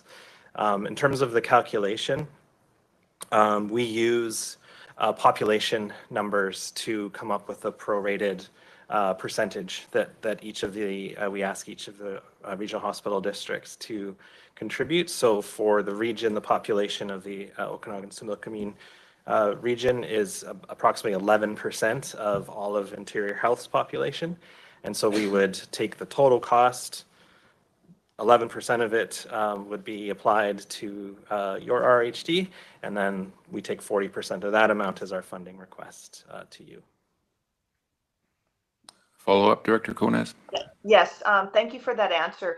How do you, for example, the infrastructure that it's housed in, and the employees, the people it employs, are we going to be, is that divided up also? Or will that be an ask in the future? No, so the lease for the physical building that the servers sit within, as well as the staff associated with maintaining and operating those servers, that's an operating cost of ours. So that's within our annual operating budget that we receive from the ministry. So we wouldn't ask any funds from the RHDs for that type of cost. Okay, Director McCorduff. Thank you very much. Thank you, Chair. I was interested in the bus for McKinney Place. And I know that within the last year, several of us at regional districts directors in this regional district, plus Oliver and Asuyas have funded or helped to fund a bus for Desert Sun Counseling, which is in Asuyas. But it is exactly the same type of bus as has been described here. And in terms of trying to work together and save money, I'm wondering if that has been looked at and whether there's a possibility of sharing that resource that's brand new. Thank you. So I appreciate hearing that. I had not heard about that, so that's actually great news. And I wonder if offline we can chat and I can find out how we might be able to connect that discussion. We are always trying to leverage existing resources to optimize them before we go for new resources. And sometimes it's possible and sometimes it isn't. So this would be a great one to explore. Director Monteith. Thank you. I'll let Director Coyne go because I think he's had his hand up for a while, and then I'll go. Oh, okay. Director Coyne. Which one? Senior? Sorry, that's my fault. It looks like he has his hand up. Need to take So I your lost hand it. down from the curtain. Thank you. So I guess I will go. I guess my question is about branding. So the regional hospital district supports a lot of the projects and that happen at the interior health buildings. Where is our logo? How does that look like with partnerships? Yeah, it's a really good question, and I think something we would really like to explore with the regional hospital districts. I mean, we have foundations that fundraise, and they'll provide opportunities for the donor to put their name onto the capital that they may have donated for. So I think that's something Madeline and I can take back, and Chair Johansson might suggest that would be another good one to bring to the chair's meeting in the spring, because I think it'd be something that would be applicable to all the RHDs, and it makes sense to me. Follow up. Yeah, thank you. Just to follow up. So residents will say to me, like, you sit on the regional hospital district, you're making these funding decisions, but how are we partners? What does that look like? And what have we done? So I think that's an important part of the conversation. So I really appreciate that. Thank you. I've added it to my list of things. Director Barkwell. Thank you, Chair. When Mayor Holmes spoke about the PCN's primary care networks, you said that you hadn't maxed out services there. What does that mean to us? Well, I think part of it is being able to recruit into positions that have been vacant for a while, particularly allied health positions and nurse practitioner. And so we wouldn't be looking to expand, even though the need is there, until we could actually recruit to the existing positions. So we're aggressively doing that, and we make gains and then we have losses. So that's part of it. I mean, we haven't been able to optimize it yet. So we have some positions that have still gone unfilled, both from allied health and medical and nurse practitioner services. So when we are able to get that, then we're able to go to the next position, because every one of our resources actually comes with an attachment target, and that's the challenge for us. So if we have one vacant example, nurse practitioner position, it has an attachment target from the ministry. And then if we bring another one on and it's vacant, so then now we're holding 2 more attachment targets. And so we continue to be behind. Thank you.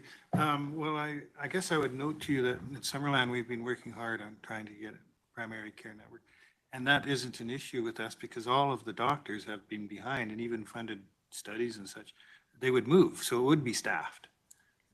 So that shouldn't be a barrier or a holdup or a delay in getting, and also I'd note that we've put a lot of money on the table ourselves with, a 4-floor building and contributing $1.5 million towards a 4-floor building, of which the first floor would be the primary care network, would be like a 400,000 contribution from the community. So, can we be maybe talking about this a bit more? Yeah, we have been talking about it. This one has taken life quite a bit. It's quite a bit further along than when I first arrived to the region, and so we have active discussions about that. I think some of those decisions are above the Interior Health's ability to control because there's a capital ask, as I understood it, a capital ask from the ministry as well. And so I know there are a number of partners at the table, and I think we're just working towards that. The division's engaged, the foundation's engaged, your community's engaged, and so when we get the go-ahead, when all the pieces come together, we will certainly work to making it a reality. Dr. Taylor? Just wonder if you could give me a bit more information regarding the Interior Health Global Grant. Like I don't understand, haven't been here long enough to understand whether, is that part of money that we give you, or is that money you're getting from somewhere else, or what, how? For sure. So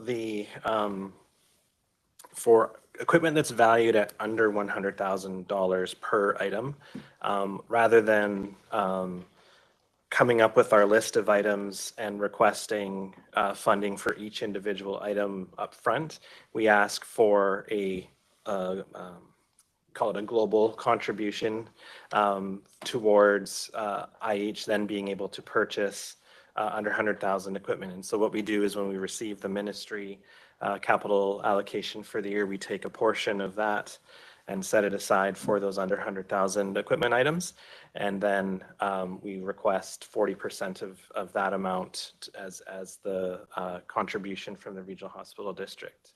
We then go and purchase the under 100,000 equipment and then report back to the RHD on what we ended up buying for those items. So, pumps and referenced beds, those sort of real smaller things that we need to replace quite regularly. They have a much shorter life span than the much larger equipment items that we use. Director Roberts? Thank you through the chair.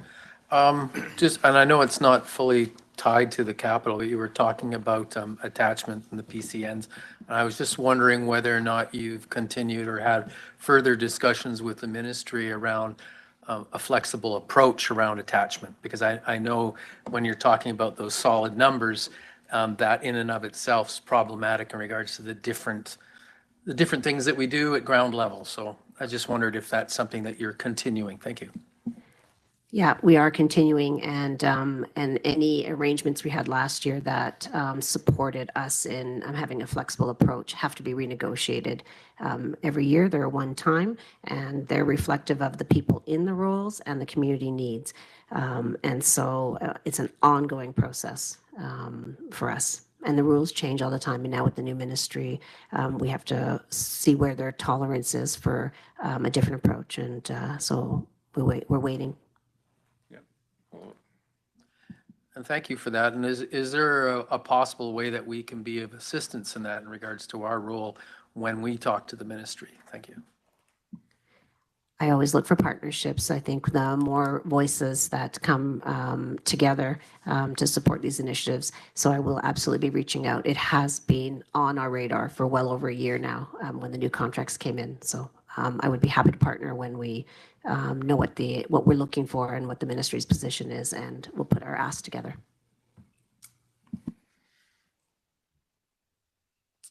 I don't see any more questions right now, so CAO. Just one question. I ask it every year.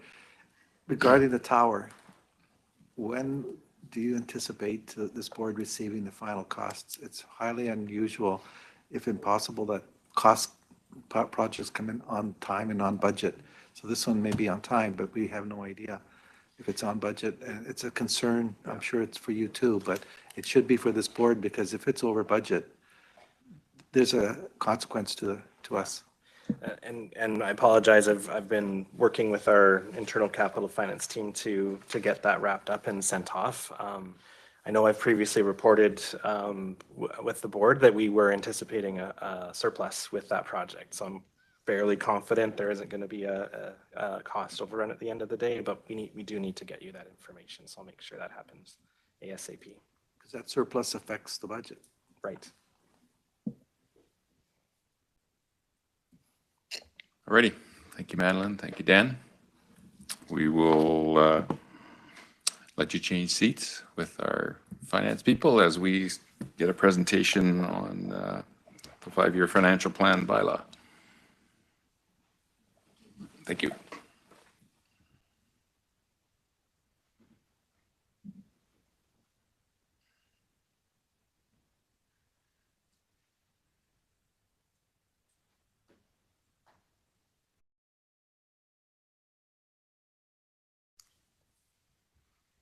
Hello, everyone. Hello. Hey. Perfect. Adam has the presentation ready. The floor is yours. Thanks. Oh, CEO. Just like to introduce you. You all know the CFO, Noel.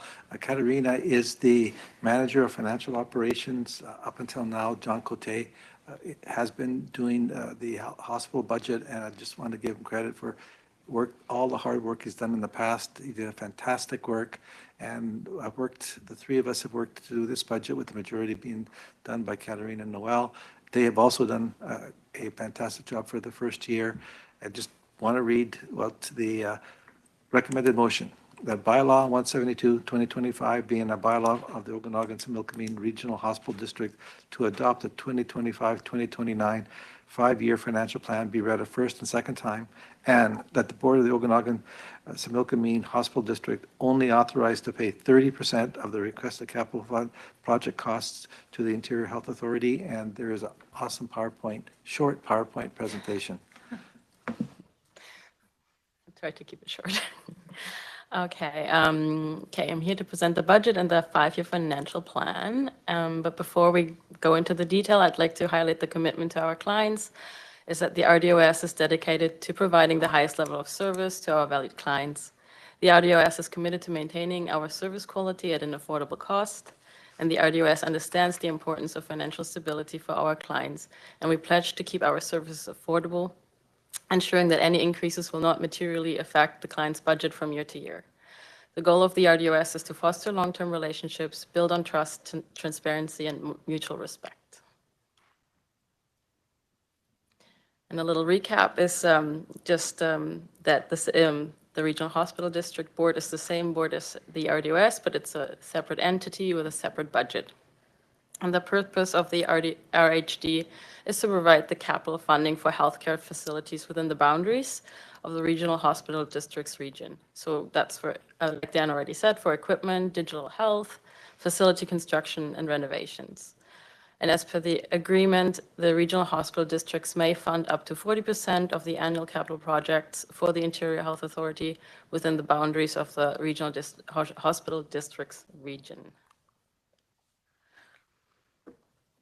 And as Dan also already mentioned, so the current year funding request is at 40% is $3.984. Last year, the original request was $6.1 million. And just to let you all know, going forward, we've made a slight adjustment to the current year request because last year the board decided to reduce the funding by 10%. We effectively reduced the ask by $1.5 million. And in return, the IHA took the gas outlet project at the regional hospital in Penticton out of their list. So they effectively took more money out of their budget than we had reduced it by. So it kind of gave us a bit of a carry forward of $145,000 that we reduced the current year ask by. So going forward, you'll see the current year ask will be $3,800,000. $838,000.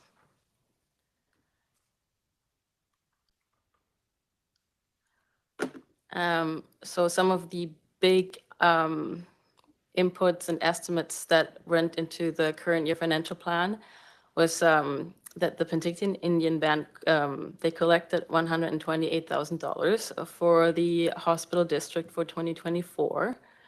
And we were recommending in the numbers that you will see to transfer the full amount to the capital reserve. I think Jim had something to say too. So at this point, I do want to thank the Penticton Indian Band for successfully signing on and paying their share, just as the rest of the clients are paying. So thank you very much. So what happened is in 2024, the contract expired, so we did not tax that. They did not tax the non-natives on the reserve. However, earlier this year, or in December, we reached an agreement. So this is found money. In this recommendation, staff's recommending that we use it to put into reserves because we need the reserves. However, the alternate could be that it's used to reduce the taxation. So I just wanted to bring that up and thank the PIB. Okay, and the next item is debt servicing costs. There will be a couple of slides following this slide going a bit more into detail. So one of the ones is the Penticton Regional Hospital Care Tower loan that we took out in 2020 for almost $70 million. At the time, the interest rate was 1.99%. This year, the interest rate, it's going to be reset in April after our first payment. And we assumed an interest rate going forward at about 4.44%. That was our best guesstimate at the time. We're hoping by the time we get to April, it'll be a little lower than that. But for now, we're going with a 4.44%. And you will see the increase in the budget. The other part is the borrowing for other long-term debt. That adds up to about $11 million that the board agreed to finance using MFA loans. So far, the hospital, IHA has not drawn on 2 of those commitments. And again, I'll go into further detail a little later. But the annual debt servicing cost, we made the assumption that they will draw from those projects this year, that they will get started. So you will see annual debt servicing costs starting in 2026. And the last item is that the capital reserve balance at the end of December 31st, 2024 was about $8.6 million.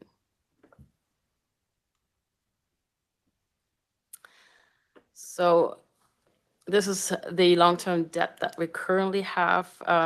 Again, that's for the care tower in Penticton. At the end of last year, the loan amount was $59 million. And again, the current interest rate was 1.99%. So our current debt servicing costs are $3.5 million. So it's the principal of $2.1 million plus interest of $1.4 million. As of April, when the interest rate is to be reset, the interest rate will increase. So if you look at the budget, the first year, 2025, the first interest payment will be at our old rate. So it's about $687,000. The second payment this year, you can see it's almost double now that the interest rate resets. And that will have a big impact on the budget this year and going forward.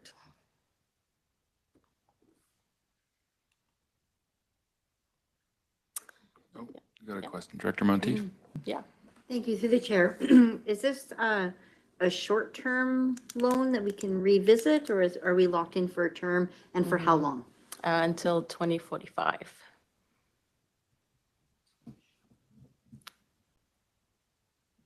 Director, maybe I'll go to the CAO first.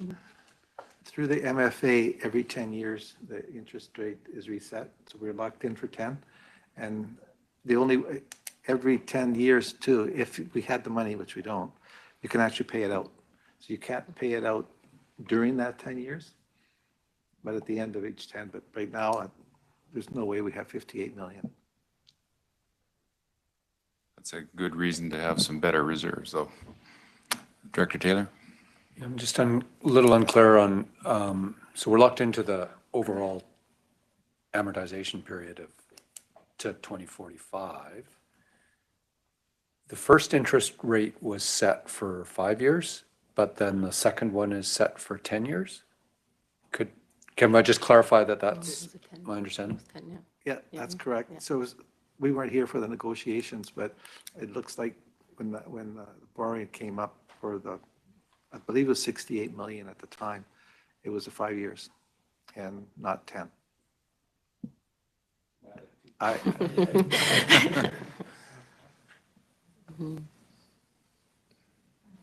Okay. Yeah. And this is the future long-term borrowing for the projects that haven't been started. Well, the first actually, I have to correct that the PRH relocation of oncology, that one IHA has started and we've started paying out funds. We are going to be borrowing $3.2 million at the estimated rate of 4.4%. And then the other ones are the Princeton and the South Similkameen Healthcare primary care networks that were committed to, I think, last year, as well as the PRH patient care tower, $6.5 million there.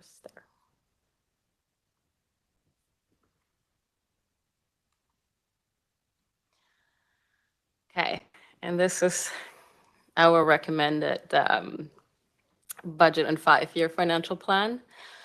As you can see, the tax requisition increase is about 15% for the next 4 years, which for 2025, the average taxpayer would see an increase to their bill of about $14.09. We came up with this plan, again, really focusing on building up the capital reserve, because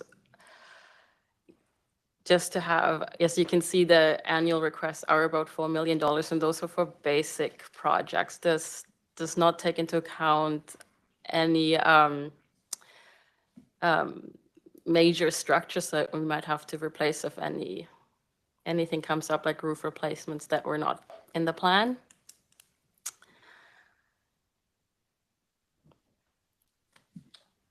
Yeah. Director Monty? Thank you, through the chair. So the numbers that are suggested in here, we got those from Interior Health as part of their long-term plan, correct? Yes, in the line under capital grants with the 2025 IHA requests, those are the current year requests as a cash flow. So just shown as a cash flow rather than one amount. So you'll see how much IHA estimated they will draw from in the first year, and then how much they will want from us in the second year and third year. So if you add those lines together, that will get you to the current year request.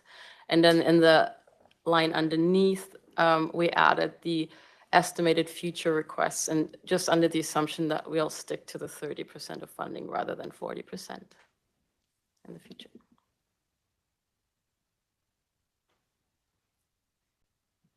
Director Barkwell? So you look to double our reserves in the next 5 years. And I'm not convinced necessarily that that's the right approach. I mean, reserves, yes, all a good thing, but on the other hand, we're going to be paying 4.4% interest. Maybe the money should be used to pay down that debt. Well, we can't use some of the reserves that we have now, say the 8 million, or a portion of it used to pay down that debt, save the 4%, and rebuild the reserves to, back up to 8 million as per the plan, or a little bit more, since you don't want to completely empty your reserves. And then on the other hand, also as well as you don't show any income, or where does the income from these, increasingly large reserves with new higher interest rates show on the revenue side? I can speak to the paying out the loans. Unfortunately, like the CEO already mentioned, we're only at the rate reset points. Can we actually pay out anything other than what the scheduled payments are? So that's what we're approaching this next quarter, right? I believe we're already at that point, unfortunately. We passed it? We're past. We're past it. Oh, I thought, because we're interest at 2% up until, anyway, if that's, if we're past it, it's a I moot point. believe we are. Yes. Okay. But the other question was, where does the interest earned show on here? It should be going up. We kept the interest at a quite low rate, just to be on the conservative side of things. Rather be safe than. And we don't have the actuals yet. So as we go, obviously, when we get the actuals, we do post those to the reserves. But we have just a $25,000 placeholder in there. So you're being conservative accountants like they taught you in school. Yep. Director Taylor? Yeah, I'm not sure that I'd be ready to agree with that, but the idea of using the reserve to avoid future borrowing at 4 or 5% doesn't work on the 60 million, but it does work on the new loans that we're talking. Go back a slide or two and you had 3 or 4 loans. I can't remember the total of those. Just, I don't know what it works out cost-wise. I don't know how much you'd save. CAO? If we do something like that, we're gambling on the future, where if a major project comes up, it's nice to have the money in advance. It would do exactly similar to what you just suggested, except we now are protected and the risk is reduced. Can we just go back up so I can just see how much? Is it this one? Yeah.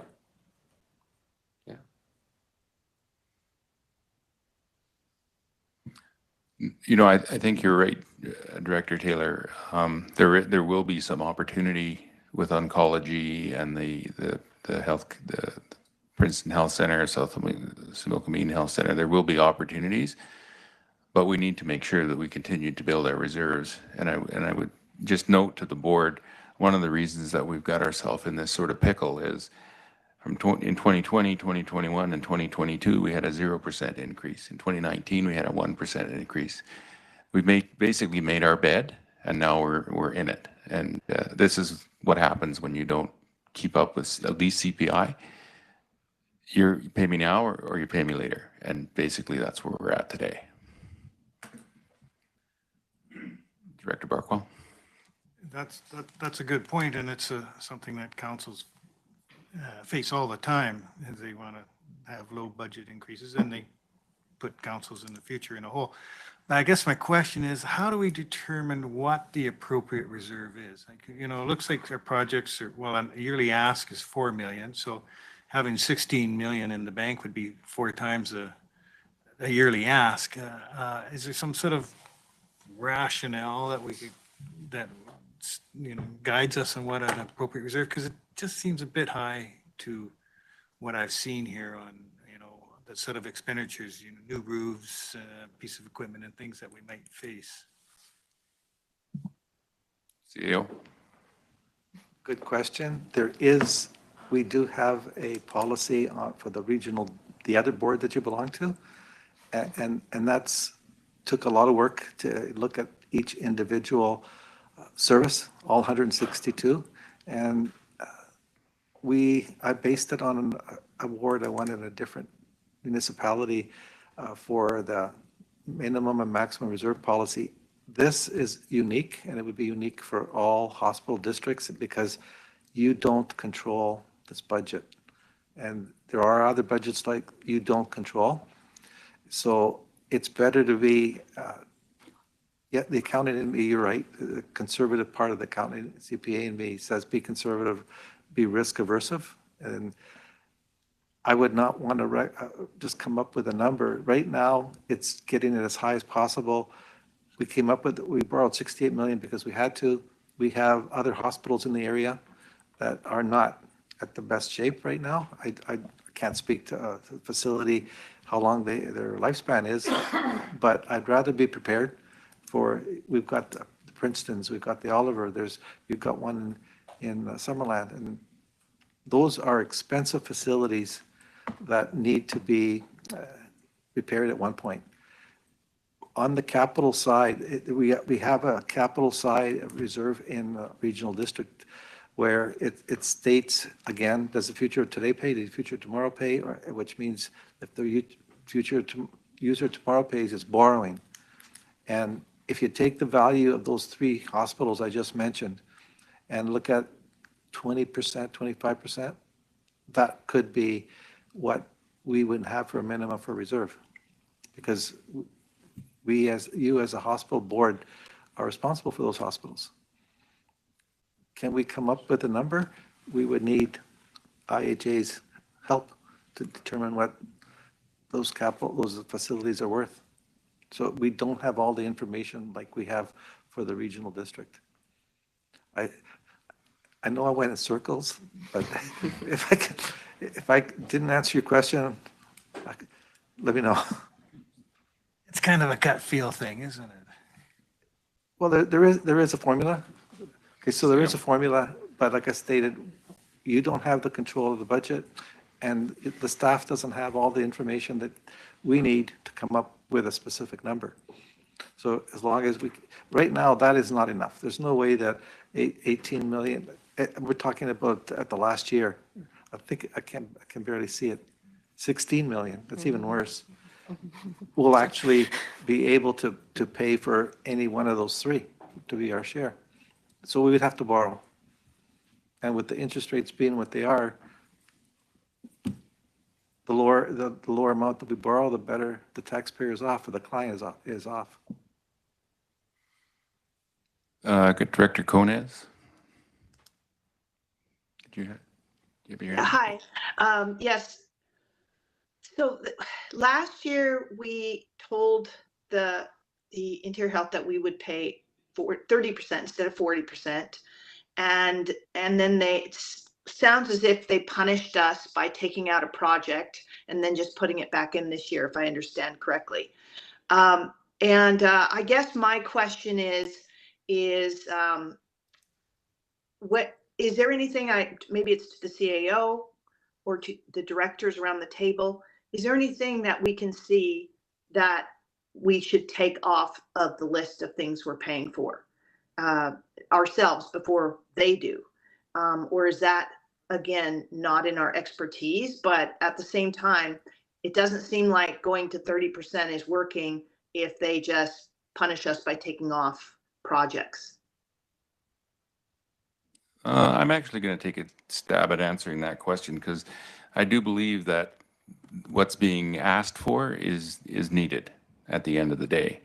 And it's not a win for us to fund 30%. It's a reality that that's what we can afford looking at our financial situation. And one thing we didn't do last year that I think we need to do this year is we need to add to this recommendation is that a formal request go to the Ministry of Health to fund the shortfall. Because the work isn't going away. And the ministry knows that 40% is unsustainable. And they will want our financials. I gave them our financials from last year as well, but it was never a request. It was just a discussion. And I think going forward, if we're not going to fund the 40%, we don't have that in our financials to do that. We need to make that request for the additional money because the work isn't going away.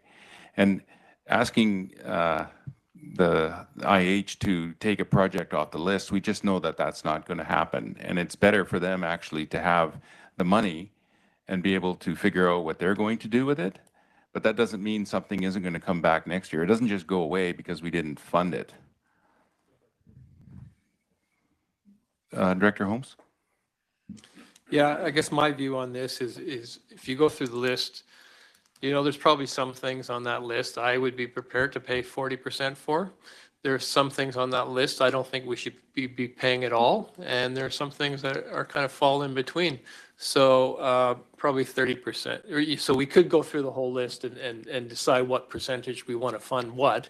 That seems quite a laborious process. So I think 30% is kind of meets it in the middle, and it's kind of easier and clean that way. Director Weed? Sorry about that. No, that's fine. Through the chair, I think it was brought up before that IH is essentially the contractor providing health services on behalf of the province. And I think in the head kind of followed up with Mrs. Chili Wong, that we are in a bit of a difficult situation in that, yes, it's the right, or it can be viewed as the right thing to reduce it to 30%. But as far as a punitive action, IH is trying to make do with what they're being given, which is severely underfunded. And I just kind of, we're talking now about a 5-year plan where we're planning to stay at 30%. And I'm looking at the numbers and I recognize that the numbers are difficult at 30%. But, 4 or 5 years from now, as there may be another, well, there will be an election and others inheriting some of these decisions. I do want to express my concern that if we're constantly underfunding and the province doesn't step up, that I think was brought up at the last meeting, is that it's not that these, there was a punitive thing about projects, but that projects were not put on the list, but were then brought back to the last meeting we had where they're still on the list. Reducing it to 30% didn't do anything other than kind of push some of those things further out, that as we looked at going from 1.99% to 4.44%, it just cost the taxpayer a lot more in the long term. And I'm a little concerned. I understand our challenge at trying to fund 40%. I'm just a little concerned that unless with the province or that there's a different solution, this 5-year plan bothers me a little because I get the numbers and why we're doing what we're doing, but it could place us to where instead of talking about one facility with some leaky pipes, there could be some more significant issues. And again, it'll still be underfunded. And I know that that's a larger conversation, but I'm a little concerned that a long-term plan at 30% may end the regional district up in greater issues long-term than considering other options than a 5-year 30% cost share. Thank you. Director Barkwell. If I understand this correctly, so even at a 30% cost share instead of 40, we're faced with 4 years of 15% tax increases to the residents. So that's the number that jumps out at me. We review this every year. I hear Director Weed's concerns, so next year we'll look at it again. And but the 30% contribution with a 15% requisition increase, that sounds like doing as much as we can. And look at it again next year. CAO. So first of all, on the punishing part, I don't believe that IHA did this as punishing. In fact, I was impressed with the way they did it. The board cut back by 10%. They went back, looked at the urgency and made a call, took off a project that was as close to what we reduced as possible. And now we have that 143,000, I'll call it a surplus. As far as the 14% across, the objective is for the reserves. Again, as the chair said, it's either pay now or pay later. And if we can increase our reserves with the interest rates being what they are, we can start paying some of the projects. But you as the board can start paying some of the projects by cash. And that's going to save debt servicing costs. You'll see that right now you're on the 30% slide. There is a 35 and a 40% slide, but we kept the tax requisition as close as we can to that 14+% because we want to look at the reserves. What this budget is concerning the future. And the future is unknown, and to go into an unknown without the proper reserves, that puts us in a bad spot. Okay, Director Coyne. Yeah, I hope I didn't make it sound like I was saying that they were punishing us by bringing stuff back. I'm just concerned with their asset management planning and lack of it, or lack of transparency in the way they do it. I think what we're doing right now is the appropriate way to do it. I mean, if we do have to replace something in Princeton or Oliver or even Summerland. We don't have the funding, and with our debt load that we already have, not having healthy reserves is going to hurt us drastically. I mean, even if we want to try to pay down our debt load, we can't right now because we don't have the ability. So I think what the staff have brought to us, I think is the right way to go. I think down the road we're going to have some really big decisions, or our predecessors, or not predecessors, our people come after us are going to have some big decisions to be made, because our facilities are old and they're not, like I brought up last time with IHA, we keep putting more and more money into an old facility in Princeton that really should be replaced. So, we have to make these big decisions right now, and I can't see taxing any more than we are. We're being stretched everywhere, and our residents just, they can't do it. So what I support what staff has presented, and I support the chair in writing a letter to the ministry and saying you need to cover the shortfalls and show them our financials so that they can see that we can't be the ones shouldering the burden here, IHA, to manage the entire area, because they still have to do that on top of everything else. Thanks. Director Monteith? Thank you. Through the chair, to the staff, what is our actual balance of our reserves? Right now, it sits at 8.6 million.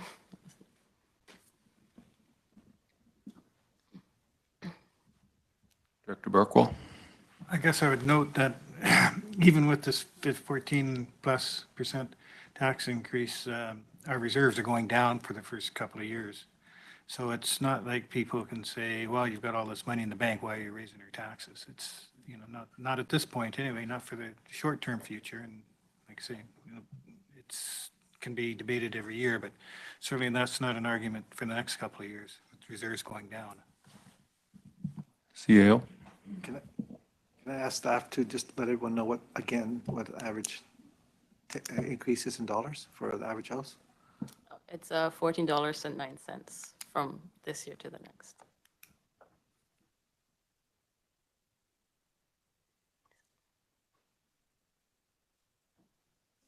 Okay.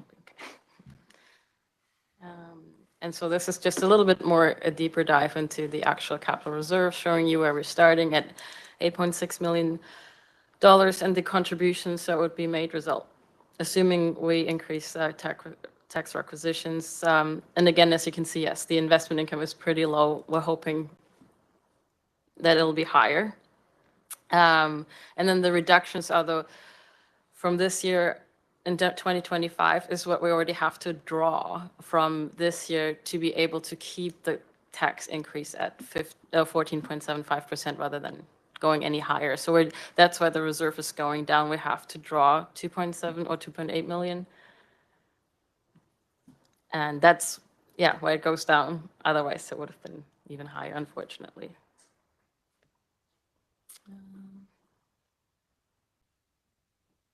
Director Taylor? Yeah, so bottom line from what I'm seeing at all this is our residential property tax levy for hospitals is too low. And we're jacking it up at 15% a year for the next 5 years. And out of good management, maybe best thinking, we strived to keep things low. And that's where they are. They're at 135. Well, it goes back to what I said, 0%, 0%, 0%, 1%. Pay me now, pay me later. And you lose all your compounding, you lose everything. When you do that, you fall further behind. And you don't just crawl out of it in 1 year. It takes multiple years to. We need to set right the ship and get it headed in the right direction.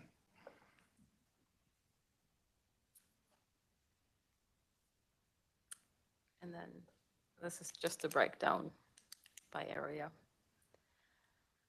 for the increase.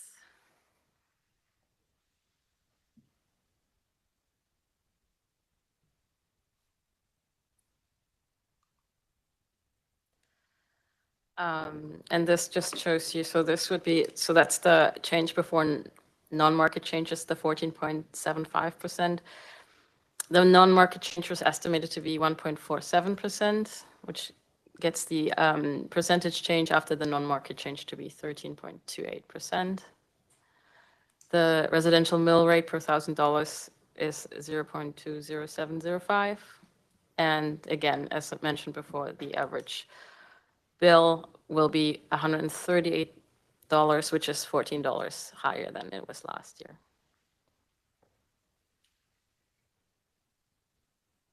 Director Weep? Just to clarify, you mentioned that there were documents that had 35%, 40%. Is that still coming? Okay. Yeah. I just wanted to. Correct. Yes. Thank you. I have this slide too that shows you, this is the grid.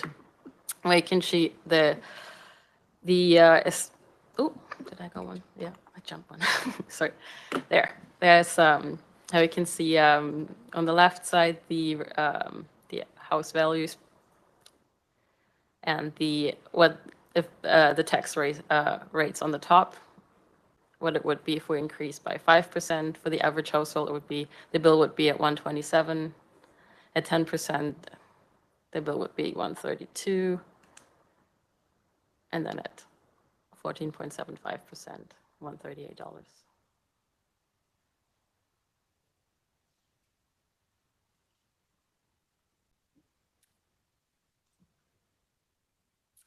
And then this is the dollar change compared to if we were to leave the tax requisition at 7 million, the same amount as we had last year. This would be the dollar increase to each household.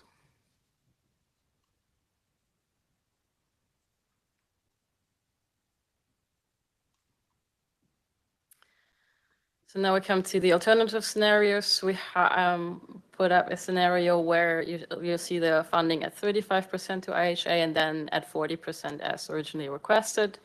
We also put in for information to see what the budget and especially the capital reserves would look like if we keep the 30% funding, but we keep the tax increases at 5% and at 10%. So you see the impact on the capital reserves right there. So in this scenario, we kept the tax requisition similar to the first scenario with 30%, but the IHA funding requests increased that to 35% and the future requests to at funding of 35%. And then you can see the decrease in the capital reserves after 5 years. It'll be 14 million rather than 16 million. And the tax bill in the first year for 2025 would see an increase of $13.36.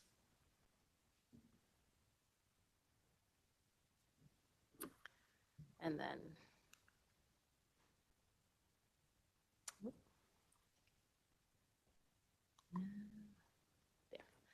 and this is again all variables the same other than the funding to IHA at 40%. Then you'll see the capital reserves at the end would be at $12 million.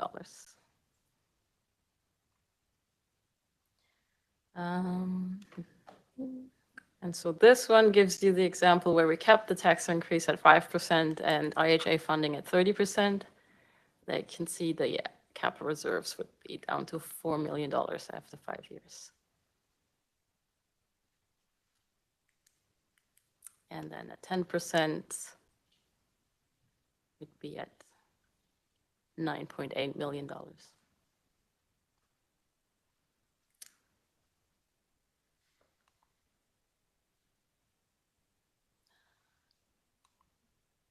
Okay, so then we also got the multi-year plan from IHA that Dan, I think, presented to us in November. And again, it was presented at 40%. This is what really rough estimate what IHA might be thinking that they'll be asking in the future years from us. And again, keeping the capital reserves in mind and the increasing costs. So they asked they presented it at 40% and we did the math to show you the 35 and 30%.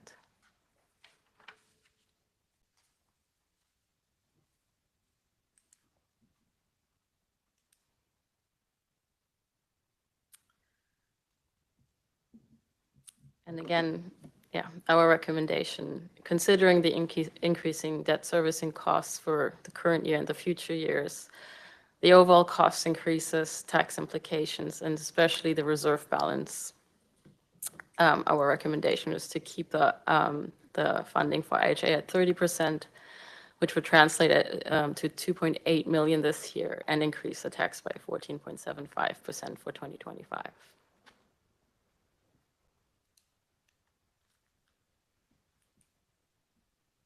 Any questions? Director Roberts. I'd like to make the staff recommendation motion. Second. Director Barkwell. Can you give me some background on why we contribute 30 or 40% and not say 10 or 50 or 60 or, you know, is it what other regional districts do? How do we even start there? CEO. So we're one of the few regional districts that don't pay the 40. 40 is, I think last year was the first year that this board changed it from 40 to 30. However, there is an understanding in a document, Dan could probably point to it better than I can, is that up to, I believe it says up to 40% in the document for cost sharing for this. So because it says up to 40, there's a presumption that can be lower than 40. I'll just share some of the discussion I had. A couple things, though. I took our budget to the ministry last year in April to talk to Minister Dix in Victoria about it. I wasn't there talking to him, asking for him to fund any of the shortfall. I was just saying, here's the reality of the situation, and we funded this amount. And you know, it was clear that in that discussion that the minister knew that this 40% was unsustainable. His comments back were more that he still wanted to deal with them, that was Minister Dix, on a one-off basis, and generally in terms of larger capital projects. And I believe that has happened with the hospital in Kamloops, and I believe there was another long-term care facility in West Kelowna that was up for discussion around the hospital district not providing 40% of that. The Thompson-Nicola Regional District, I believe, funded at 35% last year, if I'm correct. I did send our financials down to the minister because he did indicate that maybe possibly that he might be interested in looking at funding the shortfall.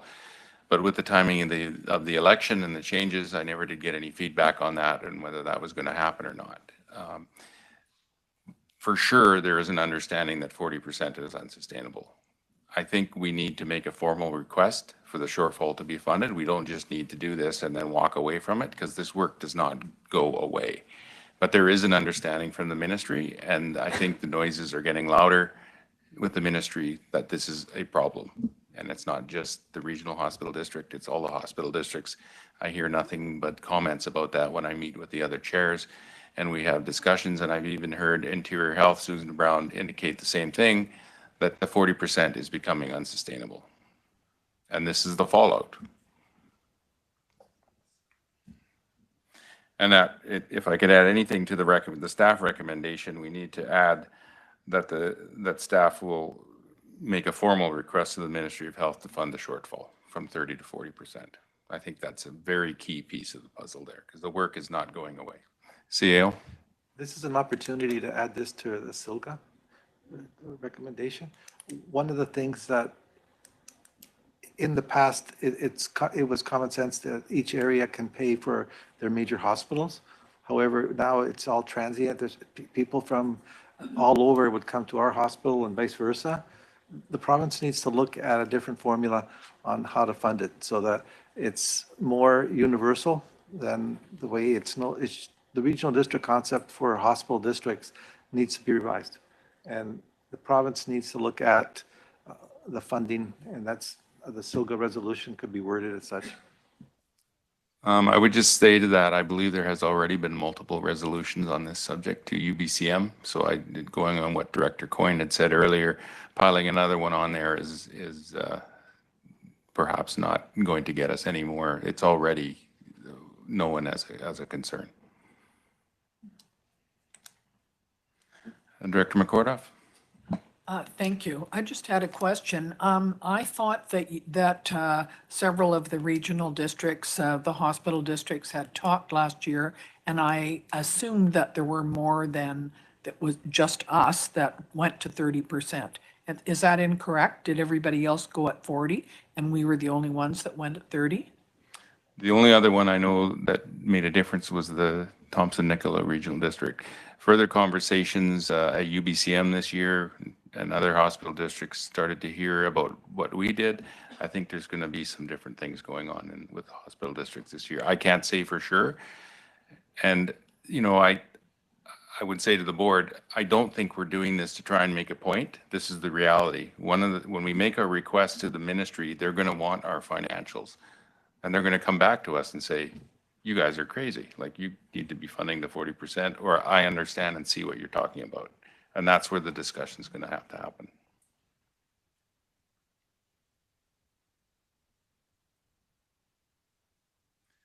If I don't see any more comments or questions, I will call the question. All in favor? Opposed? I would say it's unanimous. Motion carries. So for clarity, that is the first and second reading of the bylaw. It's the 30%, and then it is also the formal request to the ministry. Yeah. Thanks. I will look for a motion to adjourn. Moved, second. All in favor? We are adjourned. Thank you.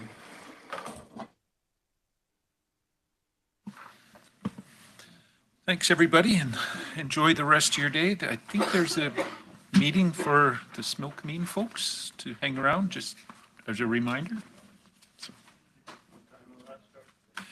I think the CAO wanted to get it going ASAP, so as soon as we can, as soon as possible. I'm not sure what the deal is on that. Well, we said yes to a meeting for lunch.